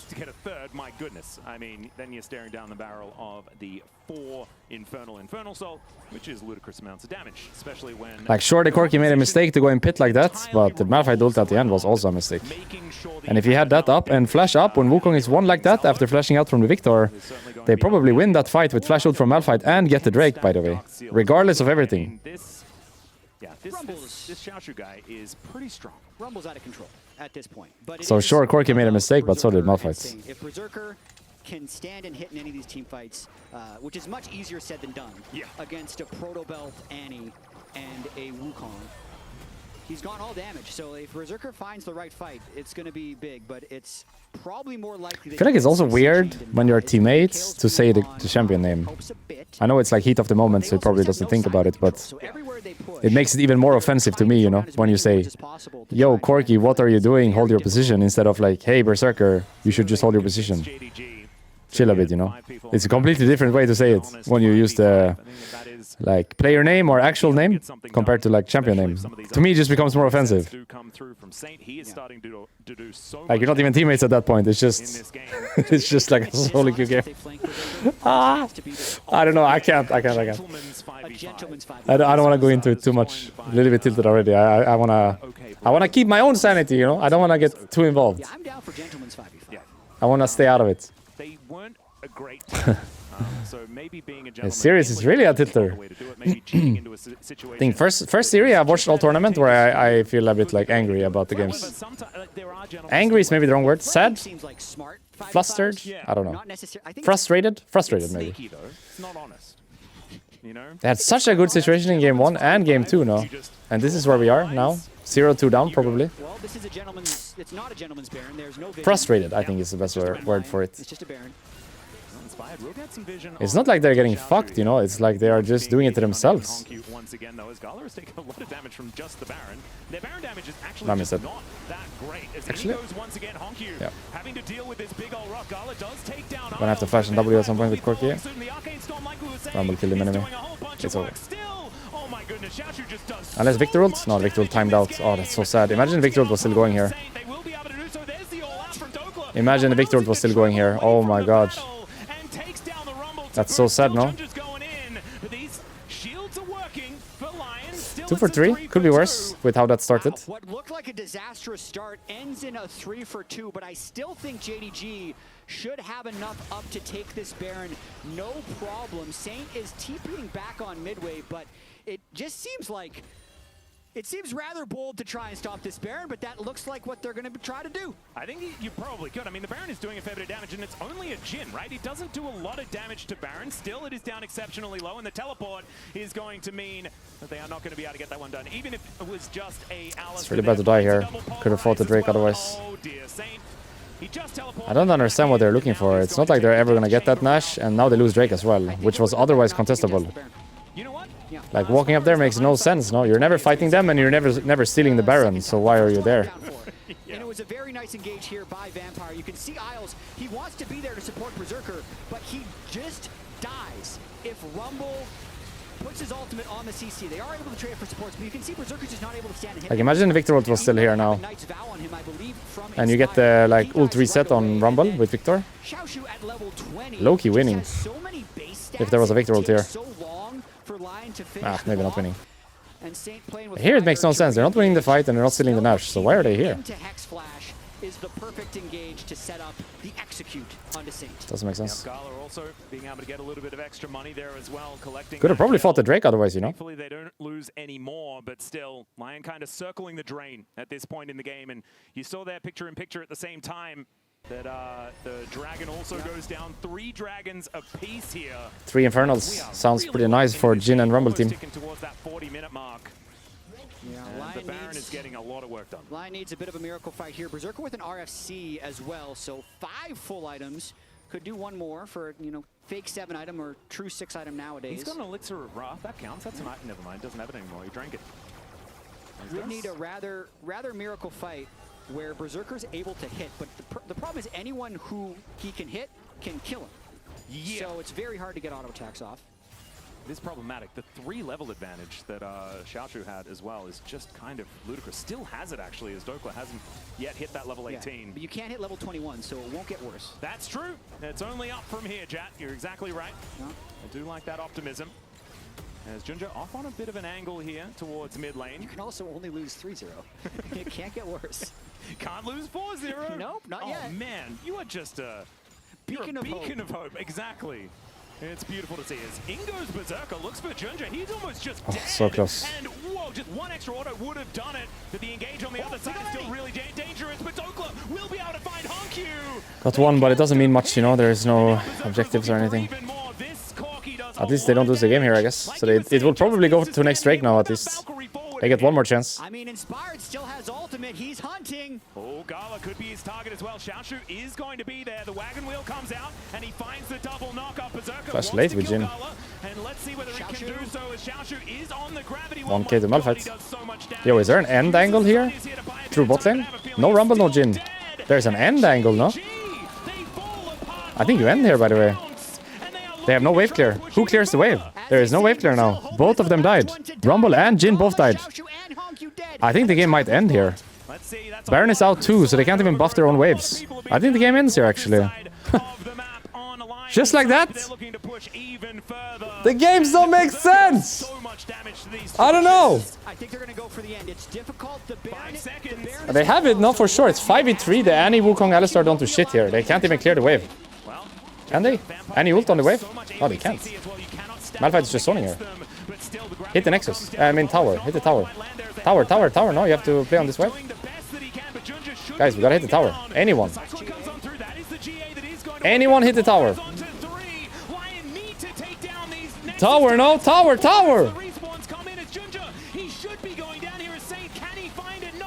Nexus.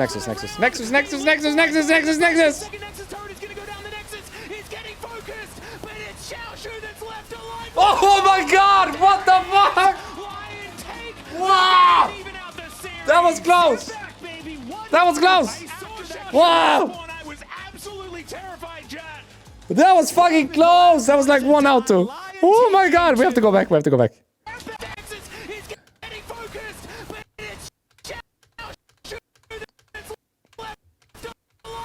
Malphite got the last one. Look at their HP. What the fuck? Why didn't they hit the towers? Why don't you hit tower on this wave? Just out of the tower, no? Anyone! They're pumping damage into Alistar ult instead of just hitting the tower. And then he Valkyrie's out instead of hitting the tower. Hit the tower, anyone! Like, what the fuck? This shouldn't have been so close. Could they play? Wait, I just want to see if they can play this better. They're focusing Cassante. Nice flash W by Dokla, no? Nice flash W by Dokla. And Wukong is going for the Corki. And Jin kills the Corki. I feel like that flash W by Cassante wins it, no? Without this flash W by Cassante, I think they don't have it, by the way. Look at this flash W from Cassante. Without this, I think they don't have it. Because the Jin will just go and kill the Corki, and that's it. That saved it. He got the Jin over here. Allowed Corki to get like 2 or 3 more auto. I think without that flash W, they don't have it, by the way. That was fucking close. Ah! They did! Wait a minute. I was looking to see if there was going to be a leap in the goal. There's not even. Oh yeah, the Alistar leaving lane. It doesn't exist. What exists though is that I will do it when there's the commercial, okay? We listen to them a bit, I go bathroom, and when there's commercial, we gotta look at the Alistar leaving lane. Because he just bailed on the Jin. He just bailed on the Jin. I gotta see it, wait. It's not so easy because it keeps, yeah. So here they crash the wave bot, and then Berserker is gonna stack a big wave. And Alistar just pieces out on the big wave. Look at Alistar on the minimap, okay? So it's like a little bit frozen to red team side, but mostly just pushing towards blue team side slowly, right? And Alistar just says, fuck this, I'm out, and runs mid, while Jin is waiting for the wave, I guess. Or even basing here and trying to re-enter. No, he's just waiting for the wave. And they're gonna trade. They're gonna get Victor flash, I think, on this play. My stream just froze, but we have the sound. That makes no sense. No, how can we have the sound but not the video? Yeah, they've chopped off the bottom lane. That's true. What is happening? Triangle draft. Yeah. Dive attempt Has always had value, right? Because you can always just this try flash. Berserker Niles. So because Number 2.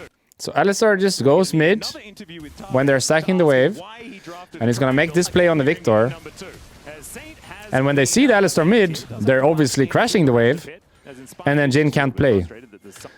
This play right here is exactly what they should have done the entire game. When Alistar goes anywhere, the Jin can't play. But for some reason later, they allowed the Jin to play. When this exact play should have been every time Alistar leaves lane. It's so bad by Alistar to leave the lane here, no? No matter what you... Like, even if you kill that guy mid, look at your AD and look at bot wave. Look at this. No matter what happened mid, it's not worth. There is no way it's worth it. Unless you do this play mid and then you bring some people bot. Then it's maybe worth it, right? Because let's say you kill Victor and then Annie holds your hand and goes with your bot lane as Alistar. Corki and Nami are going to leave. And Jin can enter and farm and then everything's great, right? But if you go mid and you don't bring anyone back with you, then it's cooked. Completely. So as Alistar here, if you make this play, you got to bring some homies back. And I think... what happened to Jin here should have happened the entire game. Like, I don't know if the replay is going to work now. just a bit.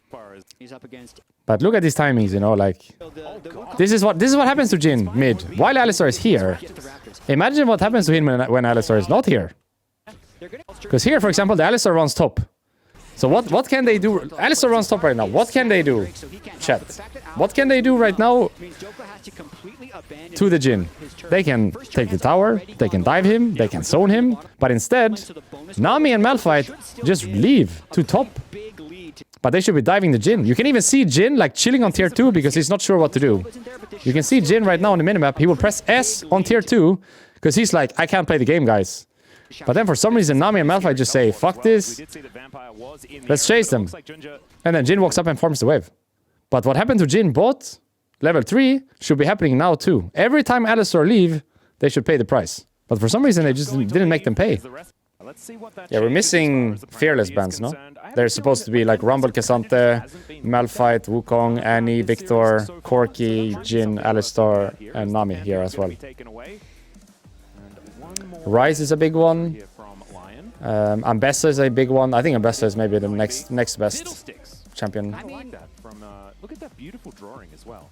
It really evokes Fiddlesticks. I'd say both those signs are great. The Let's Go JDG sign looks. It's Ambessa or Ryze, no? But the thing with Ryze is you can get Aniviad. So I prefer just Ambessa first pick, I think. I'm a little worried that something is. Depend the Jax. I think you just take Ambessa 1, no? It's flex as well. Okay. It's just Ambessa. If they go Ryze, you go Anivia. If they don't, you can take Ryze yourself. Something like this. That's kind of telling us something. That perhaps there is... I think for AD carry, maybe Ashe Seraphine, that's out. Caitlyn? Ezreal? Caitlyn or Ezreal? Vi? Ooh, Vi, going to be the choice here. How is Inspired's Neferi? Untested. Oh. Untested. If they go Vi, I like some kind of iteration of Sarah Khan, but it's hard with Caitlyn open and Bard. Maybe Ambessa, more important. Yeah, exactly. Ambessa and... do you get the Ryze here, or do you take the Anivia into Ryze on 3? You take the Ryze here. Okay. I think you should slam Anivia, no? If you're Honkyu. Just slam Anivia. And they get its second rotation? I love this second rotation from Lyon. Already a lot of side lane power, a lot of good ability to skirmish. It does leave open the Anivia counters that I'm sure Honkyu would be able to play, whether he wants to go with something like Cassio or Anivia. Zehen also could just be thrown in as a top jungle flex at the moment. Wouldn't be too I use A for Are we gonna go with like bot lane Vi? Attack move. So A as in Ambessa. Yeah. And Honku, Sahin top, I guess, just blind top lane. And Ahri into Ryze instead of Vanivia. Alright. I think here you just either pick your jungler or you pick your top laner, right? Whichever one you think you can counter more. Like, do you put Ambessa jungle and counter Sahin, or do you put Ambessa top and counter Vi? I think, for example, Poppy is pretty giga here, no? Poppy jungle? Can you play Poppy jungle here? Poppy top? Poppy jungle? Ezreal. Ezreal with Kai'Sa, I guess? Alright, keep the flex, but no point to keep the flex, you know? Like, the Ambessa flex is pointless now because you see enemy top and jungle, so you should just pick the roles. So trying to keep things ambiguous at this point is the aim of the game. There's more bans to come on through here. Is there like a Zehen like counter pick that you can, like, what would be the favorite? There's a Kai'Sa ban. I think you should probably ban. If you were gonna flex the Ambessa, that's my question. Is he a Kalista player? Gala, he is, no? Wasn't he like fucking goated Kalista last year? In IG? Didn't he like completely 1v9 games in IG last year with Kalista? I wonder if it's a Kalista ban here for Lyon. And I'm just thinking through the junglers that are already locked in, knowing that Inspired is going up against Vi. So it's... We've lost all of our fearless bans. Poppy's already banned? Sorry. My bad. Remember the 4 junglers that have been played. But it's Wukong, Malphite, Xin, and Pantheon are gone. Yes. From the jungle pool. Well, Pantheon's been banned, so it wasn't played in one of those games, so there's another one. Zin's out, did you say that one? Because that one was played. Nocturne. I think Rakan is really good with both of the compositions, so might be a prior pick, you know, Rakan. Viego in game 2 against Gen G, and one of their better looking games against Gen G. Sivir ban. So this could be the time that Inspired has a jungle pick cooking. Yep. The Kai'Sa and the Sivir both banned away here. Just some options in I like the Ezreal that can do decently well. Yeah, good chance that they're saving support counter. Pantheon is still in, no? No, it's banned. Sorry. Oh my god, I need to stop. I need to look at the bans first. Yeah, I feel like the support pool is kind of wide open. Nafiri? Outside of the fact that is this a Nafiri game? Banned away quite a few of the decent ones. Nafiri versus Vi? Being taken away as well, so trying to deny that combination on that bottom side of with the all map. These jungle bans, this could be the time to move Ambessa to jungle because it's still kind of like Nafiri. I also think that like just lock a support and then Aurora top lane. Although looks like Dokler is heading towards a different idea. If they lock this in, it's or funny. Top lane Ryze. About a year ago, we talked to Dokler. Didn't he have a really bad Aurora game yesterday versus Gen G? Go up 10 CS and then it just doesn't do anything. When he played versus Jace, no? A man can change his views. What's his opinion on top lane Ryze? I don't think it's. No, it's just top lane Aurora, guys. Come on. Come on now. Decent time for it, for sure. Yeah, because if you don't like top lane Aurora, into Ahri, then you don't need to play it. If you could just play Ryze instead. Sarah of course. It has so much value here for both compositions. Could see that the mile coming. So what do you have for this? It's Bard or what? I feel like you should have snatched the Rakan on 4 maybe. It's too much value for both compositions. It's just Bard. I feel like JDG got the better draft this time. I think you'd have push in that lane as well. But I think that's mostly because of Syra Khan. If I put Syra Khan on the right side, I would also feel better about the right side. So I think it's just Syra Khan there. It's not Blitz, it's Bard. Not Leona. They have mobile mid. I think Leona is a trash champ. I think that champ is trash. Unless they have immobile champions that cannot take cleanse, who you can ult on repeat. Ahri is not one of them, and Saya will have cleanse, so you have no target now. I think that champ is trash.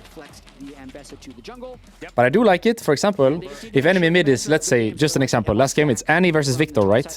In that game as Leona, you can destroy your ult, regardless of which team you're playing for, because if you're playing against Annie, it hits, that's great. If you're playing against Victor, it hits, that's great. But when you're playing against Ahri, like, you're never gonna hit an ult on that guy.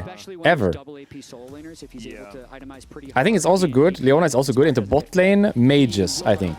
For example, if you're playing against Siggs, 80 carry, the guy can't take cleanse, no matter what. So your CC is very high value. But when you're playing against Saya, he's obviously gonna go cleanse, so then you're very low value. I think that champ is just not good. Nautilus was in or out? In, right? Nautilus would be better for sure. Or Bard. Bard just because he's an OP champion, not because ult value or anything, just OP champion. G2 already won. Yeah. I prefer not to think about that series. Made me a little bit sad. Oh, because the BFX result? They didn't do very well. And Nautilus would be better. I think Bard would be better. I think just taking the Rakan on 4 would be better. Game number 3 here between Lyon and JDG. Lyon being able to pick up that victory. It had so much value here for both of the compositions, for sure. I don't like the Leona. I think that champ is bad. Carry that momentum forward into this second game. And I want to kind of go back to what we were mentioning at the very beginning, and almost facetiously, the mental reset did happen. It did. And Lyon managed to get back out onto the Rift and find themselves a victory here against JDG. No, and now the mental momentum, as you would call Jack of all trades, and what was that? Triple tonic for Ezreal, triple tonic CDR for Saya. Conqueror for Saya is interesting. It's in the side of Lyon for sure. I would always go lethal tempo myself, but I guess versus Leona maybe nice with the extra damage. Going down 2-0 after having 2 close games like that can be really demoralizing. But now Saint, Rice, Lule. they can very easily say, Aurora is good here. We can play with more confidence that we are in fact the better team. Yep. And that's No, Dokla Aurora. It's GG. After the comeback fight, they were able Lyon comp so much better. JDG has 0 frontline. Exactly what you're supposed to on this Aurora, just zoning Xiaoshu out of this lane. It's beautifully done. What? On this bottom side of the map, it's not necessarily a huge It's the same, no? It's actually, if anything, JDG has more frontline. They're playing Aurora top lane. What frontline? Yo. Oh, solo bolo almost. Come on now. Get that solo bolo in here. He doesn't have it. Maybe level 3? He levels up and then flash W, no? One more CS. 1 CS right now and flash W. on the Raptors of Junja, so he's going to see exactly where the Vi is. So he's probably just going to shove this next wave. Doing well mid. You dive that guy mid. If he loses the waves, even if it's 1-for-1, it's worth, no? Low-key dive here, no? If you kill this, even if you die yourself, it's worth it. Yeah. It's worth. And he doesn't even die. Whoa! Come on! Well, he saw the Junja Nice. up after killing the Raptors and wasn't in danger of ganking. And then Honkyu greeds on that wave. The wave was so big. You know, even if he dies there, it's worth, by the way. Even if he dies, it's worth it, because he's gonna lose all the creeps. No matter what, that's worth it. Straight back to the turret. That was greatly played by Saint. Even if he dies here, this is fucking worth. You should always go for this. Look how much he would lose. The flash comes in, Q misses, doesn't actually matter. And he doesn't even die. He manages to pick that one up and then immediately Nice. back on down. So Nice mid. From game number 1, last time around it looked a little bit more dicey. Listen, for the Lyon mid laner. It's the mental advantage. Game 2, the Victor play was a head scratcher. The momentum, Jat, it's exactly right. They're utilizing it very, very well. I'm not going to do that again. That's the last time. It's the last time. We've done enough. Yeah, we've certainly tried to coin too many things that aren't real. Yeah, triangles and square drafts as well as temple markers. Yeah. I think we've hit our quota for things we're allowed to make up in a very close LCS versus LPL series when LCS hasn't beaten LPL in a best of 5, and we saw a Kangas tweet over 2,400 days. Canon. Last time it happened would have been, we believe, TL versus IG 2019. MSI 2019. I feel like that's what it is. As we do have a bit of an engage here from Vampire, goes on in. As Berserker still looking for some angles, but it's going to be JDG standing their ground for now, inspired behind enemy lines right here, as we can see. Yeah. And there is the dash out from Berserker. We had the flash on Ezreal here. Get in onto Gala here. Does have the Eclipse running, but still taking a lot. It's not a good sign that you're losing Ezreal Leona versus Syrakan. Not a good sign. Because you get outskilled as well. That is not good. Vi got the Gromp, right? So all this time was wasted by Ambessa. Ends up using his tempo token right there. From my experience, Ezreal Leona beats Syrakan early and then you get outskilled. So if you're losing early, that's not good. Just felt right in the moment. Tempo burns the tempo token. Actually, Thresh better than Leona? I feel like that works can't really play Thresh with Ezreal, sadly. I think it was either Bard or Nautilus. Burns the tempo I feel like or just take Rakan yourself. Yeah. Thresh Ezreal cannot really go together, sadly. Level 6 does have Realm Warp now available, can affect the rest of these lanes. As Xiaoshu continuing to really have a rough time up against Dokla. I think Rel would be better too. I think Rel is a better champ than Second wind as well as Dorn Shield and Biscuits. He's doing everything. No one's really he possibly played can to Rel survive though the this early tournament. phase. Definitely gets way more powerful once he gets a couple of items. very early game, not the strength of Zahen top lane. So Dokka trying to get as much advantage in this stage of the game as he can. Yep. And as we can see, it's almost 1,000 gold the lead. Just that first blood for Lyon, but still being able to do a decent job in almost all of the lanes, especially the solos, as Isles is going to be able to get that Zenith Blade on top of Vampire. It does punish him on that engage. Still, it is a fair bit of work being I didn't really know this until I played Leona myself. But when you use W as Leona, if it hits something right, you get extended duration of tankiness, and she puts the shield in front, so it's like easy to see when she's tanky and when she's not. Both these teams are going to be very comfortable playing these matchups. But maybe people don't even know that. Basically, when Leona uses W, you know this charging thing that then does little like pulls around you. If that hits something, it extends the duration of you being tanky by 3 seconds. So if you're playing against Leona and you don't want her to be tanky, you should not get hit by her W, because that extends the duration by 3 seconds. And it's easy to see when she has a shield in front like this, then she's tanky, and when she puts it to the side, she's not tanky. Doesn't really find too much. I didn't really know this until I played Leona myself. But it's very easy to tell when she's tanky and when she's not, and dodging W is very important, because that makes her tanky for 3 more seconds. What would you play if you were Isles? I would probably call for Rakan on 4, because I think it was good for both teams. So I don't want enemy to get it. So if I don't ban that, I probably have to take it on 4, in my opinion. But if by any means I can't do that, and I have to go 5, I would probably pick Bard here. Just because Bard is an OP champion. Like, that champion is just OP. So if it's open game 3, I have a good matchup for it as well, I would go for it. Regardless of ult value, I would just take that. That champ is OP. So look at Leona right now, she has the shield like a little bit to her side, right? And keep paying, whenever Leona is using W or like you see her fighting, keep paying attention to her shield. And you'll be able to tell when she's tanky.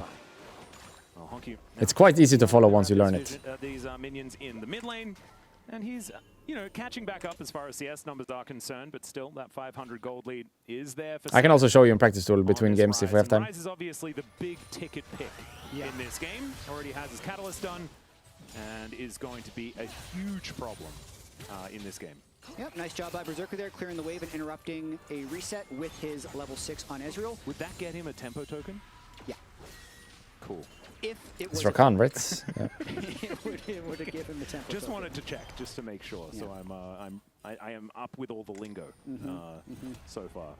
There's a bit of a teleport in from Vampire as well. He's back out onto the map with his unsealed spellbook. And Saint going to be able to clear out a control ward and doing their very best to clear up this top side that had been littered with vision from JDG. So Void Grubs up and available. Let's see whether Inspired just dives on over towards those right now, as there is a fair bit of control here for Lyon elsewhere on the map. For sure. These early games from Lyon have been consistently good. Yeah. This gives a lot of hope for the rest of the series, as Berserker still doesn't have Flash, but does have E. Able to not have to burn it right now. Watch out, Dokka. Yep, there is a Vaultbreaker Flash, and then the cease and desist comes in. He's just dead. You got to watch out for saying things, Jat, I think.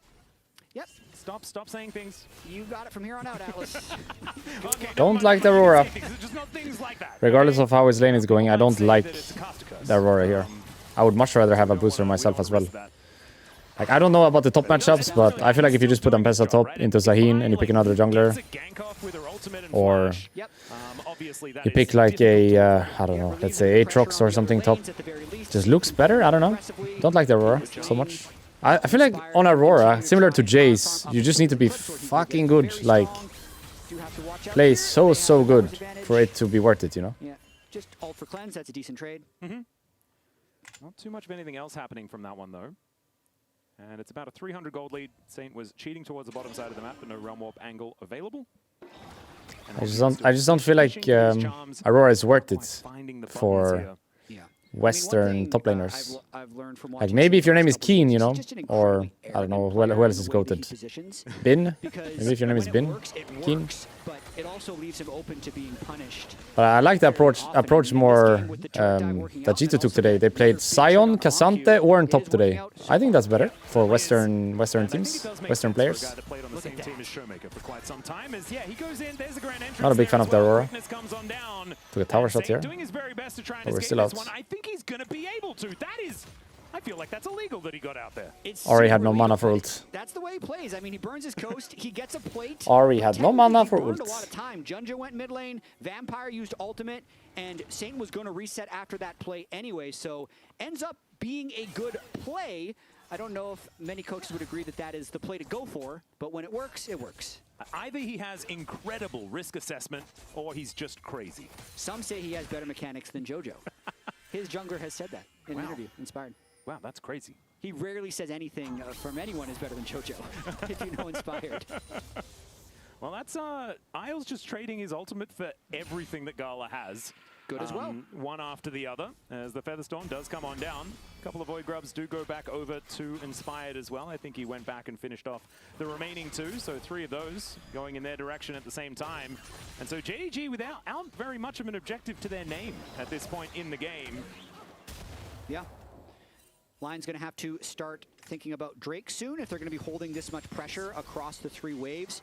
Although Saint is probably fairly happy stacking this tier, working up towards Rod of Ages against the Ahri Vi early game. But finally, Inspired and Rise link up, and they might make a play bot here. Look at Leona right now. So her W, you see it hit something, and she keeps the shield in front. And now the shield goes to the side.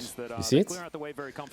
So W, pulse goes. If it hits something, she keeps the shield. If she doesn't hit anything, it goes to the side right away. So you always look at the shield when you're playing against Leona. If it's in front, very tanky. If it's to the side, no point. Like then it's fine, you know. So in front, low point. No, how would you say? It's kind of like Alice ult, you know. You can hit her, but it's like low value. Yeah.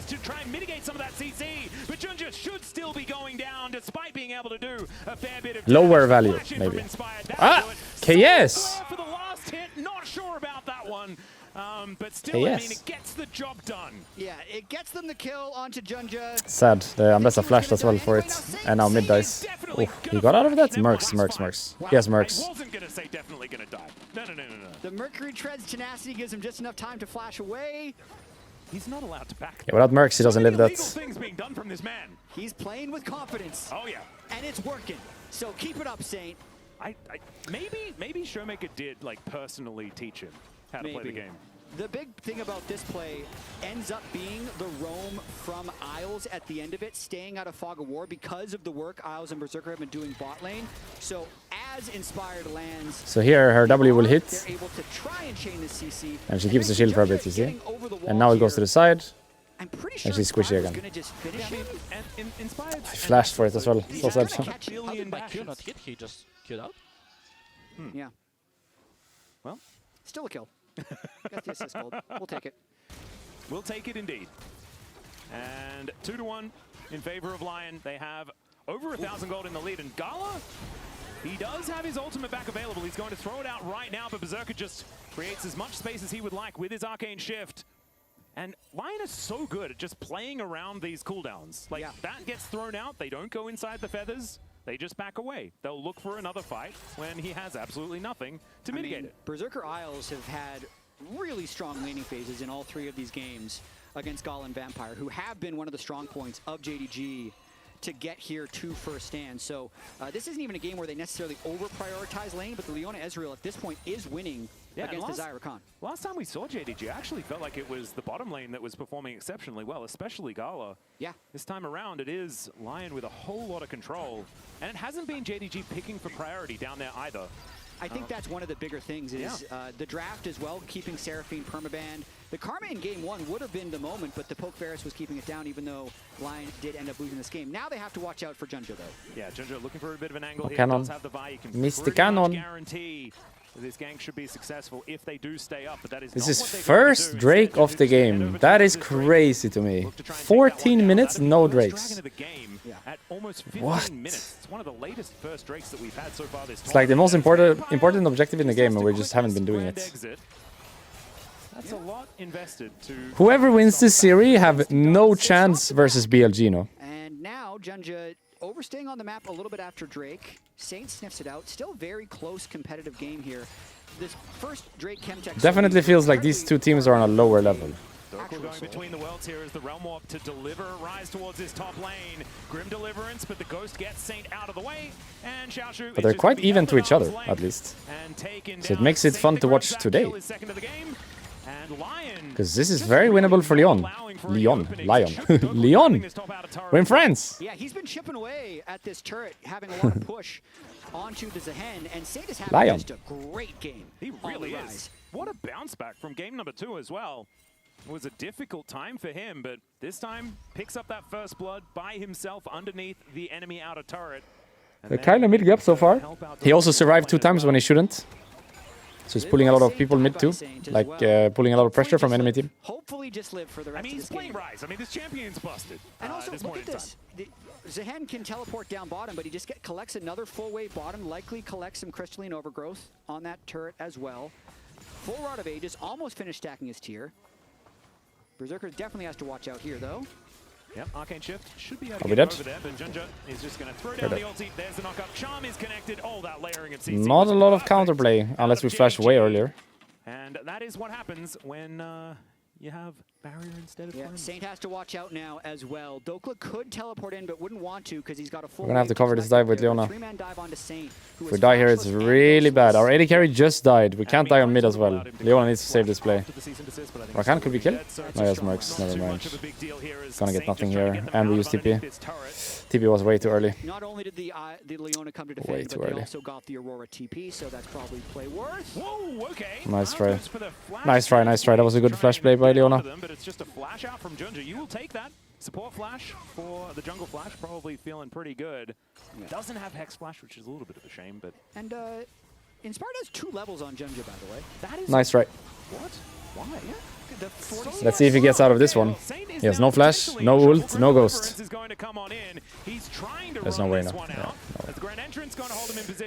So he gets punished at last. As far as where to put shutdown money, that is not where Lyon wanted to put shutdown money. That's exactly where JDG wanted to put the shutdown money. Feels like we're getting caught a bit, guys. Let's try to not get caught. Now 2 kills. He will end up being a problem in this game. Still a very close game, as Inspired is able to pick up the Rift Herald and likely use this to break mid. But Xiaoshu getting even more gold now. The original play was defended, but then they went for the repeat play, and it caught Saint off guard. And having a look there at the Coinbase gold grind, the fact that Gala is ahead in gold as well is not something that I was expecting to see in this lane, with the fact that they just had a lot of control in the early stages. Gala has bounced back quite well. Syra can't outscale Ezra Leona, by the way. It's normal. They should be losing early, and they should be getting stronger later. Normally, my feeling as Rakan into Leona is when I get Mercs, I can play, but before I get Mercs, it's quite tough. And if I'm playing Sai into Ezreal, I normally feel like early it's hard because I'm getting poked, and I don't have the power to all in. But once I reach like an item or 2, if by any means we find a play, I one-shot him. So then Ezreal has to respect more, right? Naturally, he has to respect more. So I think it's completely normal that Syra Khan is slowly winning. Which is why I think we had a draft issue from the beginning. Some kind of draft issue from the beginning, in my mind. I don't think it's I think it's a good thing for Lyon that the first Drake was so late. Oh my god, it's back. Shutdown was a bad thing for Lyon. Sorry, I'm gonna be yawning. Like for the next 2 minutes, I'm just gonna be yawning. And it is what it is. I don't know how to stop it. I'm not tired. It's just clearing out this wave, but it's just what it is. JDG has a lot of control here towards his bottom side of the map with 40 seconds. I don't think the Aurora is worth it, you know? Like, sure, you're winning top, but I don't think it's worth it. I'd rather have a Sahin on my team. And I'd much rather have a Syra Khan. I think mid-jungle is kind of same, but everything else feels so favored for JDG in my mind. Much rather have Syra Khan and much rather have Sahin in my mind. Yeah, Dokka's sitting on Proto Belt, which would make him strong, but he needs to clear out this top wave, and he doesn't have his teleport yet, but Xiaoshu does, so I would expect this to be it will stop soon. A slow-played situation by Lyon. Like, if Lyon has the control, I don't think they should start the Drake right away unless Dokka wants to give more turret gold over to his hand, which I don't think would be wise. Yet, he's roaming down for this Drake control. Seeing whether he can get there, but I imagine that Xiaoshu will just stick around, as now Vampire, having the grand exit, will be able to do so. Burn his Ghost from Spellbook as well. Yeah. And okay, Dokka does pick up that wave. That should mean that JDG are allowed to enter this river, understanding that There isn't a teleport available here on the Aurora. Yeah, they have implied numbers advantage at the moment. Hello, Baron. Just going to swim away. It's nice to see Swim you. on through. Yep. Just showing us that we are very late for our second Drake of the game. Baron showing up at the same time. There it is. Teleport up for Dokla now, though, so they've delayed it long enough that they could contest if they want, but they've given up control, so it's hard for them to enter, especially against Ahri, Vi, Rakan, who could one-shot them if they walk too close. Well, Berserker is just going to clear out the minions. Bottom lane is just kind of being forgotten at this point, as the charm just barely goes wide. How's Michael win on that? Nice trade by Estral. Getting burst down by Berserker. But what cost? Exactly No, it's fine actually. I thought he would have to flash out. But at what cost? At no cost, apparently. Really like the battle Rift Herald. Nice play by Berserker there, no? He kind of won that situation by himself. But we're not doing Drake? Wait, why are we not doing Drake? What are we doing? Why? What are we doing? I don't understand what we're doing.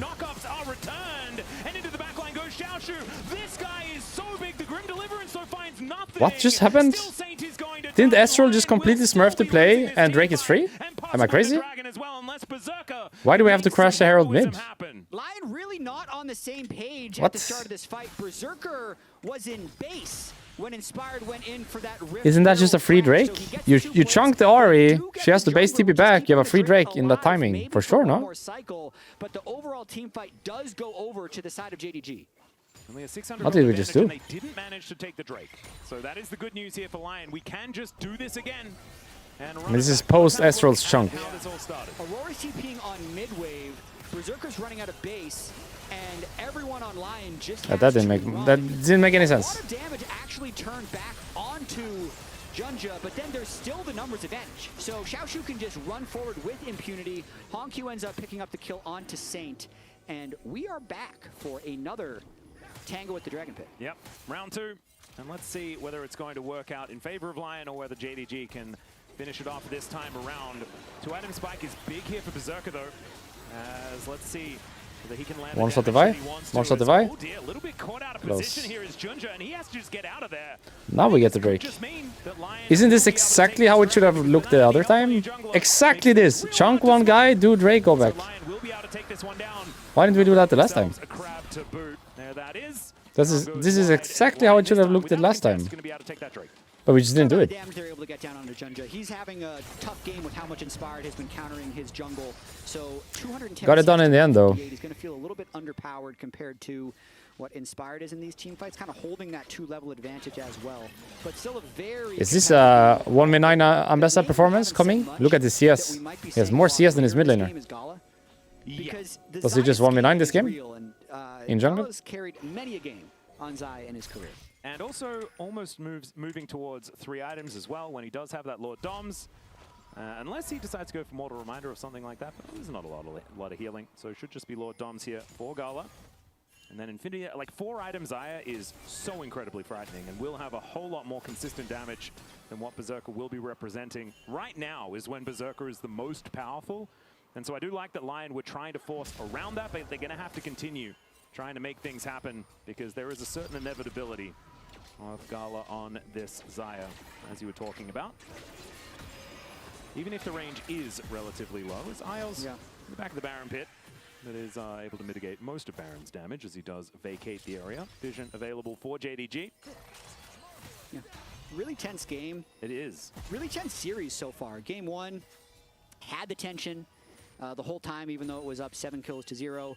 With it being 1 fight away, Lyon ends up losing that one. Felt like it was going to turn into a sweep in Game 2 because Lyon made a couple mistakes after their early game lead, but they clutched it up, won that big team fight. I mean, there was a end. Rumble with a 5,000 gold lead. That should not be and a thing that loses the Corki. game. Yeah, that's true. Yeah, you know. There was a very large Berserker in that game. The Berserker in this game is also looking pretty powerful, although he is behind a bit of gold at this point. But right now, the items are certainly looking good. Yeah, thinking about the way these team fights are going to progress, so much of it is about who can make the right engage. If the team that goes in first might actually win this one. Dokla is going to be able to bounce back to the other side of the ultimate here, as Solo Player is just going to slow down Vampire, but he doesn't seem too worried about it. That's not it. Yo, what are we doing? What are we doing? No turret up here as Inspired and What Saint is going are on? delivered, but the teleport does come on in. Grand Entrance only gets to knock up onto Saint as Honku takes a lot of damage. In they go as Berserker is kind of free hitting. They do take down Ginger, but it is Inspired. What just happened? Well, Isle's going to be taken down, and Gala is just We got bored or what? heck he likes in the back line.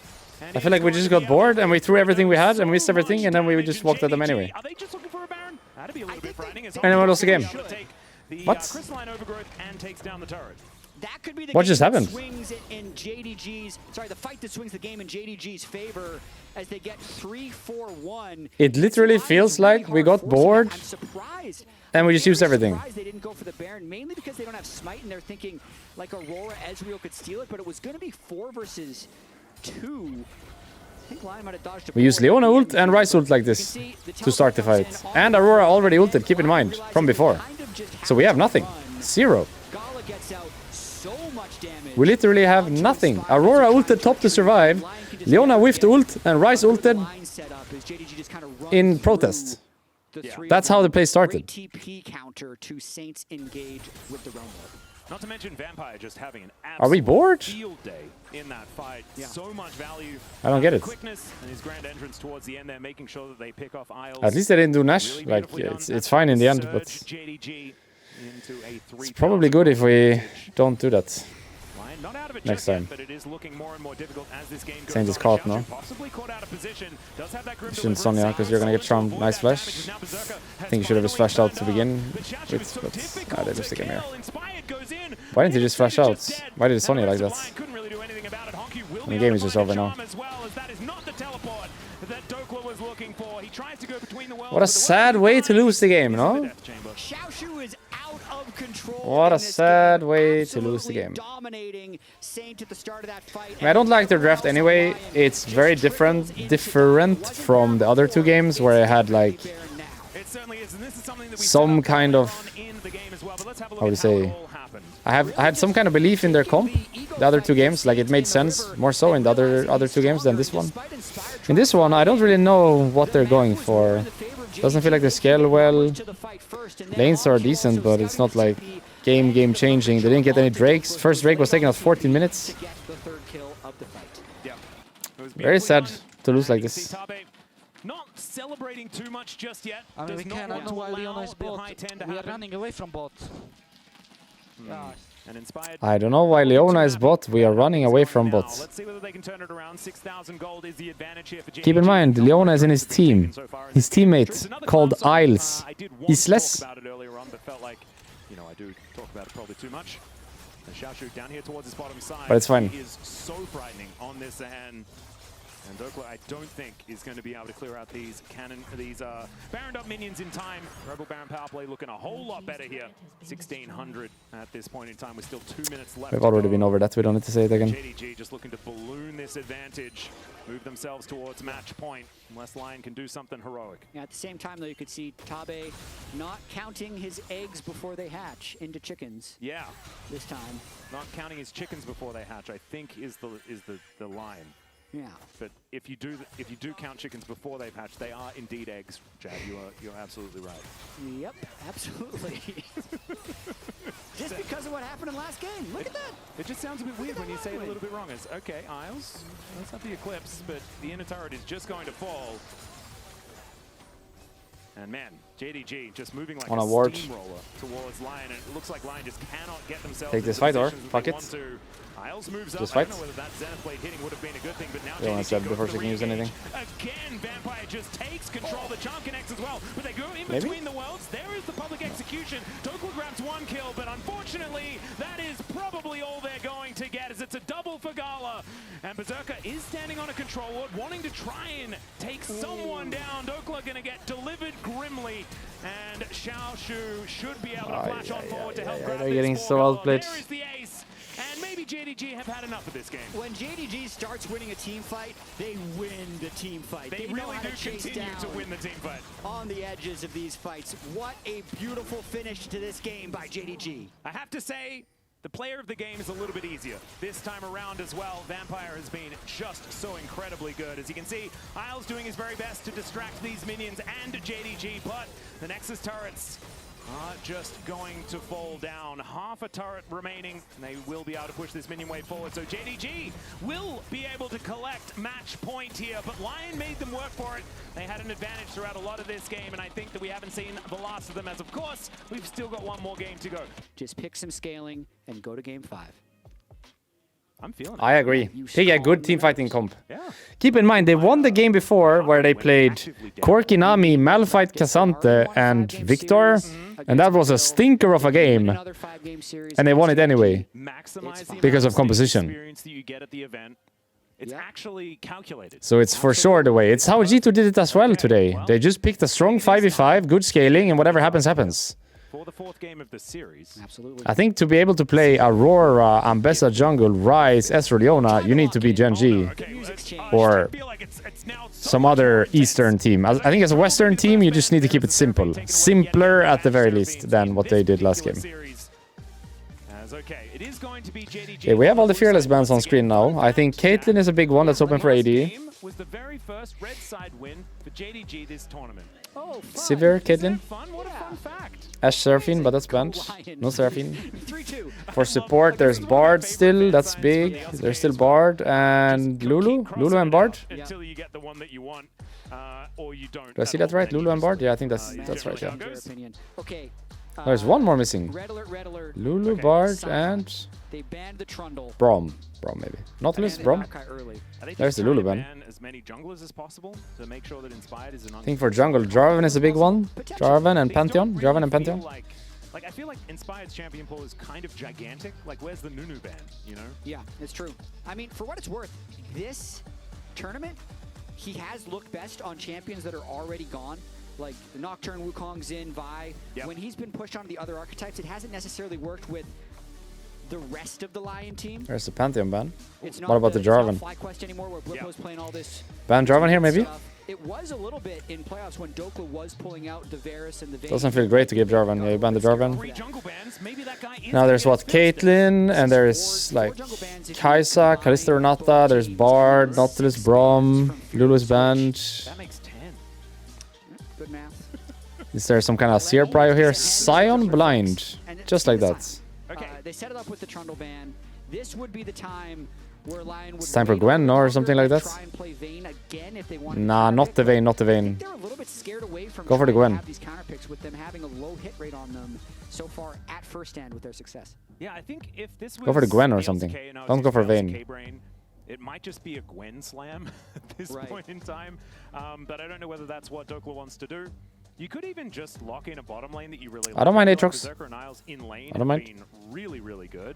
Or just have a flex pick. The Aatrox into tanks has been a pretty decent option, as well as being able to flex. Is it Caitlyn here? If you would like it to. As Inspired, looking uninspired at this point on the cam, but does need to hover his Nidalee before we do anything. Yeah, I could still see this turning into a couple of big 5v5 drafts. The Aatrox can definitely flex between jungle and top lane.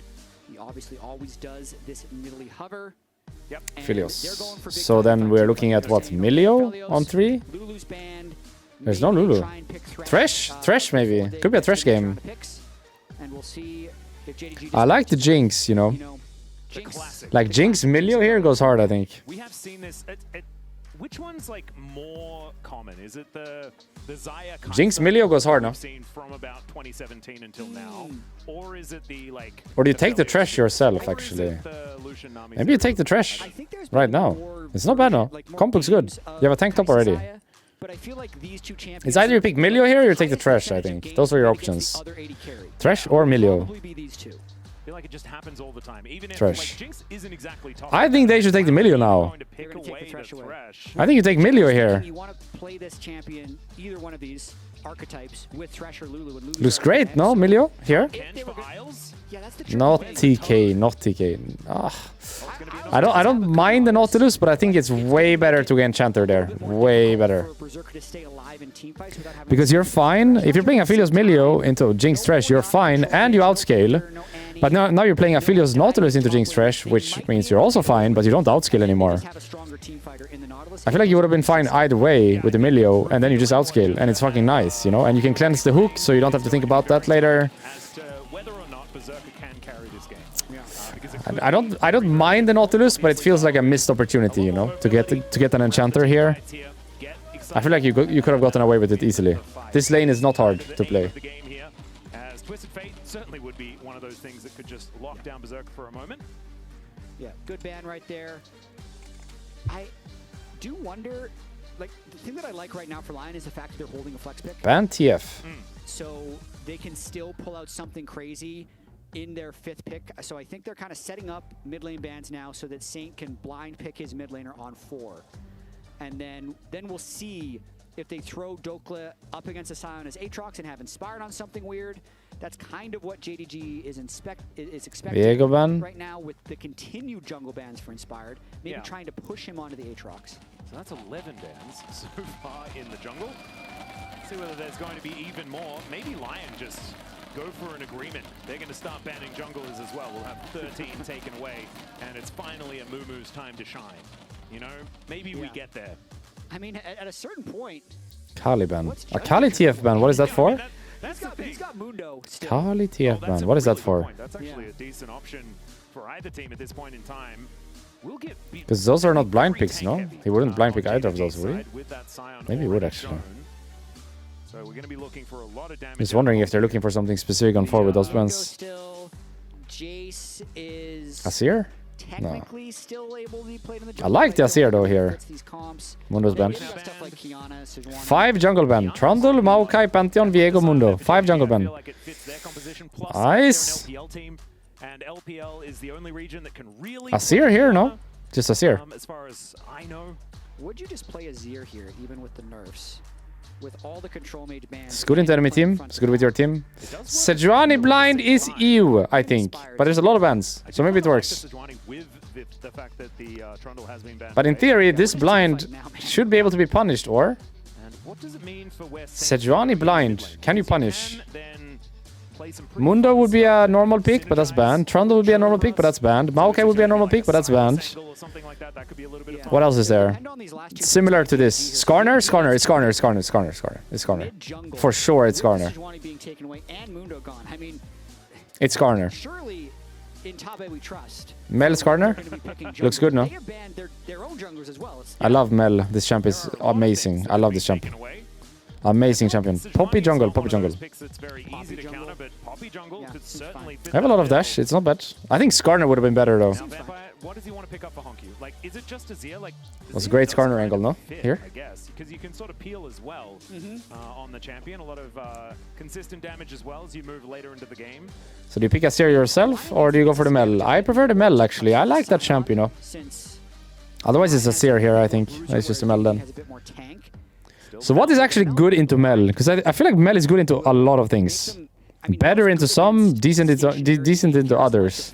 So what is actually good into Mel? Where, for example, her reflect just doesn't work or something like that. Does that exist? For example, Lulu is really good into Mundo because his passive doesn't work on Lulu Polymorph. So you can polymorph the Mundo even if he has passive on. Is there something similar for Mel's Reflect, where you can like hit her anyway? Does that exist in the game? Exactly, and that's how you determine whether a pick is good. Syndra is good. These team comps remind me of 2020 or 2021 League of Legends. Aside from the because Mel, if she uses W against Azir ult, she just doesn't get ulted, right? So it's good into Azir, Mel. Wouldn't have existed, so that'd just be a bunch of question marks. Things that don't rely on projectiles, like Akali. I guess Akali's banned. Silas. So well and truly in our wheelhouse, chat. You know, we have been, we're old, is what I meant. Because we saw this matchup today, didn't we? It was Caps on Azir and Vikla on Mel, and Caps would go for the shuffle and he would just reflect and it wouldn't work. Like, he wouldn't get shuffled because of reflect. Aurelion Sol is good. I like that actually, that sounds nice. Especially in a game like this, sounds nice. If you think about it. Because there is a very slow approach to this game from composition. So for sure, like Aurelion Sol would for sure get away with this. Look at the comp. Jinx, Thresh, Poppy, Sion with Amel. The game is slow pace. You could for sure get away with that if you wanted. Quite like it. Serrat, I like that as well. I think anything like that versus their comp is good, no? Slow paced game for sure coming. They are very front to back, low chance of getting flanked. So you can for sure get away with something like this. Aurelion Sol, Serath. Quite like it. More than Azir, I think I like it.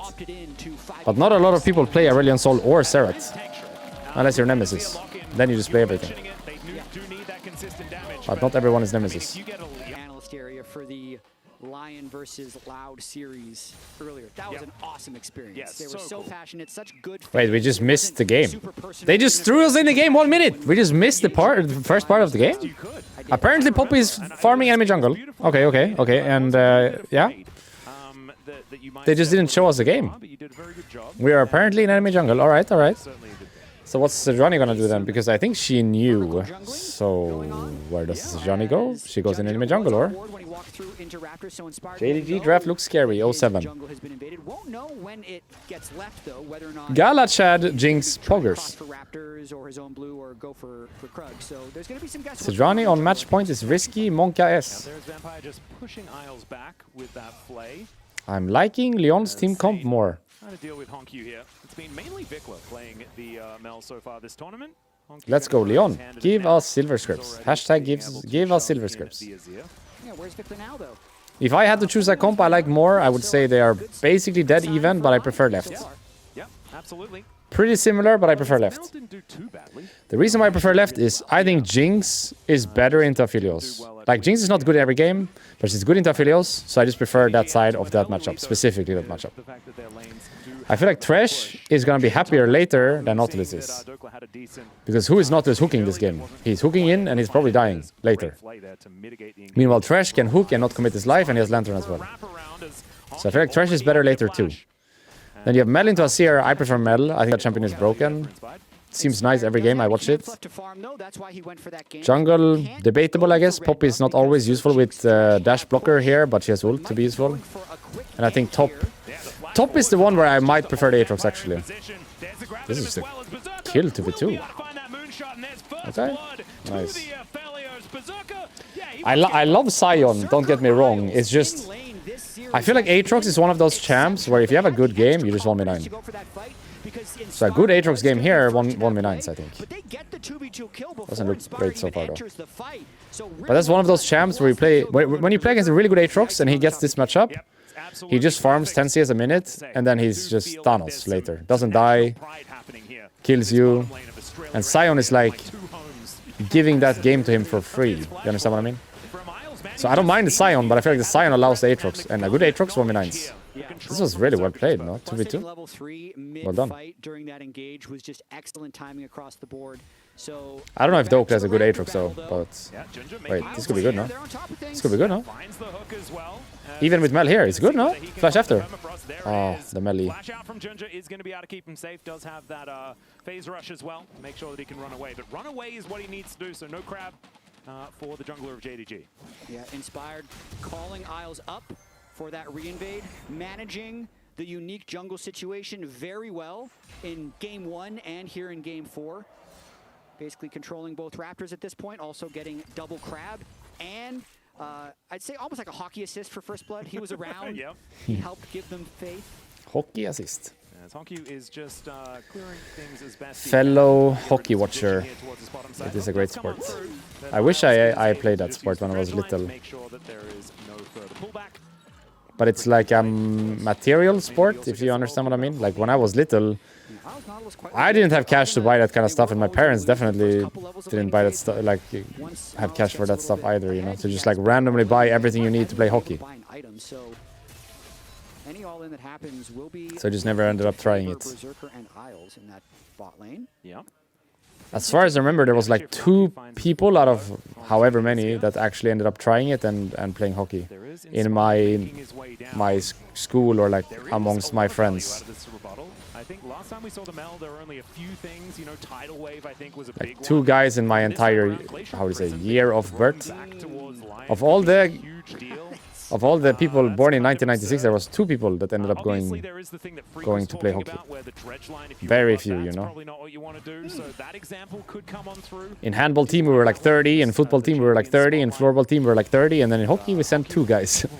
that actually, I guess, got the stuff and tried it. I never tried it. Just makes things feel a little bit uncomfortable. For sure.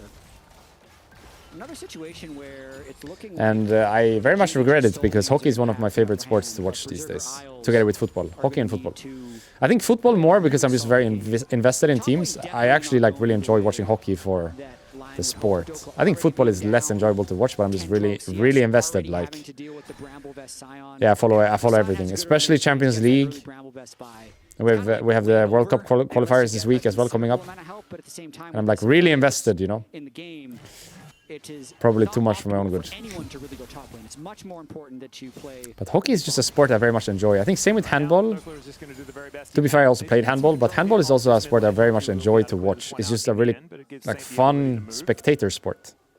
If that makes sense.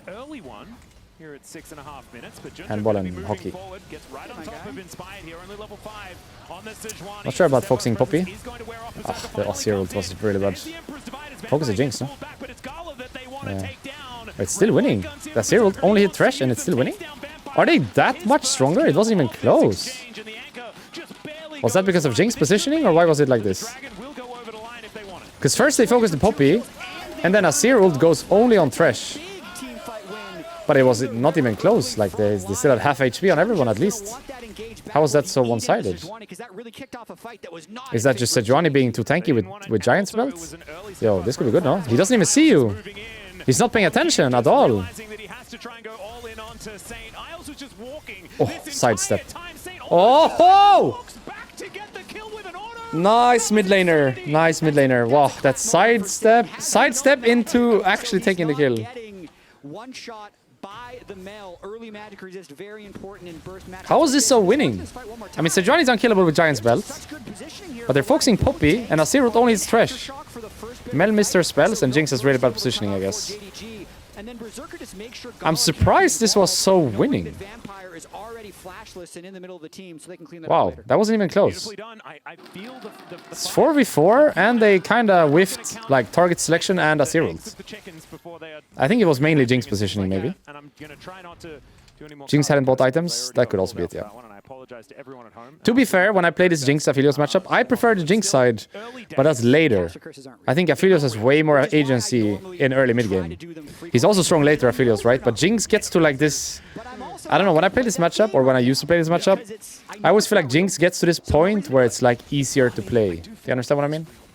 Like Aphelios has more agency early mid, and later is still strong, don't get me wrong. It's just Jinx at some point late game becomes so easy to play. Like you just need one kill on anyone and that's it. Meanwhile Aphelios, like a lot of things have to go right for Aphelios and very few things have to go right for Jinx, I feel like. It's just so much easier to pull off a Jinx than an Aphelios in my mind. Just trying to clear out some waves here as Berserker with his long-range weaponry here towards his bottom side, just looking to hold on to this wave. Gala is going to avoid that hook for now. They do want to be able to get this crash. Hook going to go wide. They're not going to quite get it. Junja in position, though. This could be a dangerous time. Poppycopter? I mean, what's it going to do, even if though? it does land. Yeah, that's what I was thinking. I'm like, what is the goal here? Yeah. I was hoping maybe Inspire was approaching for trying to get away, get the bar away. Okay, it's gone now. Sorry. It's a short cooldown if you don't fire it. Wait, no, he did fire it. He fired it. Yeah, he fired it. No, I think that's a spectator bug. I think it's going to be back. It was also nerfed to be on a longer cooldown if you don't fire it as well. I think it'll be back. Yeah, see, 8 seconds. All right, there we go. Never mind. He just missed that, right? That wasn't reflect. He just missed that. There is some rebuttal there from Honky. Yeah. Inspired just crossing, hoping to get something through. Wait a second, it's not back. Is it back or is it not back? It's back. So it's back, but it's not back? Yeah, I think so. I think it's because it's like 2 different cooldowns on the ultimate. I think the spectator thing gets confused. Okay. Well, if Junja doesn't just start charging that up again, so I can prove my point. I'd like to see it. Yeah. All right. Xiaozhu is going to get control of this pixel brush.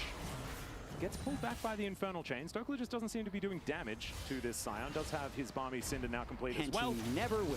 Yeah, That's how that lane feeling works. like he just has the items that he needs. Oh, hello. As Isles is just going to move on over. Does manage to... We don't have a zero ult, but it could be good anyway, no? Actually, it's bad, no. It's bad. It's bad. It's good. Wow, it's good. No, it's bad. It's so sketchy without the zero ult to do that. He just like shuffled in and he doesn't have ult. Yeah, we're just fighting. Now we're just fighting.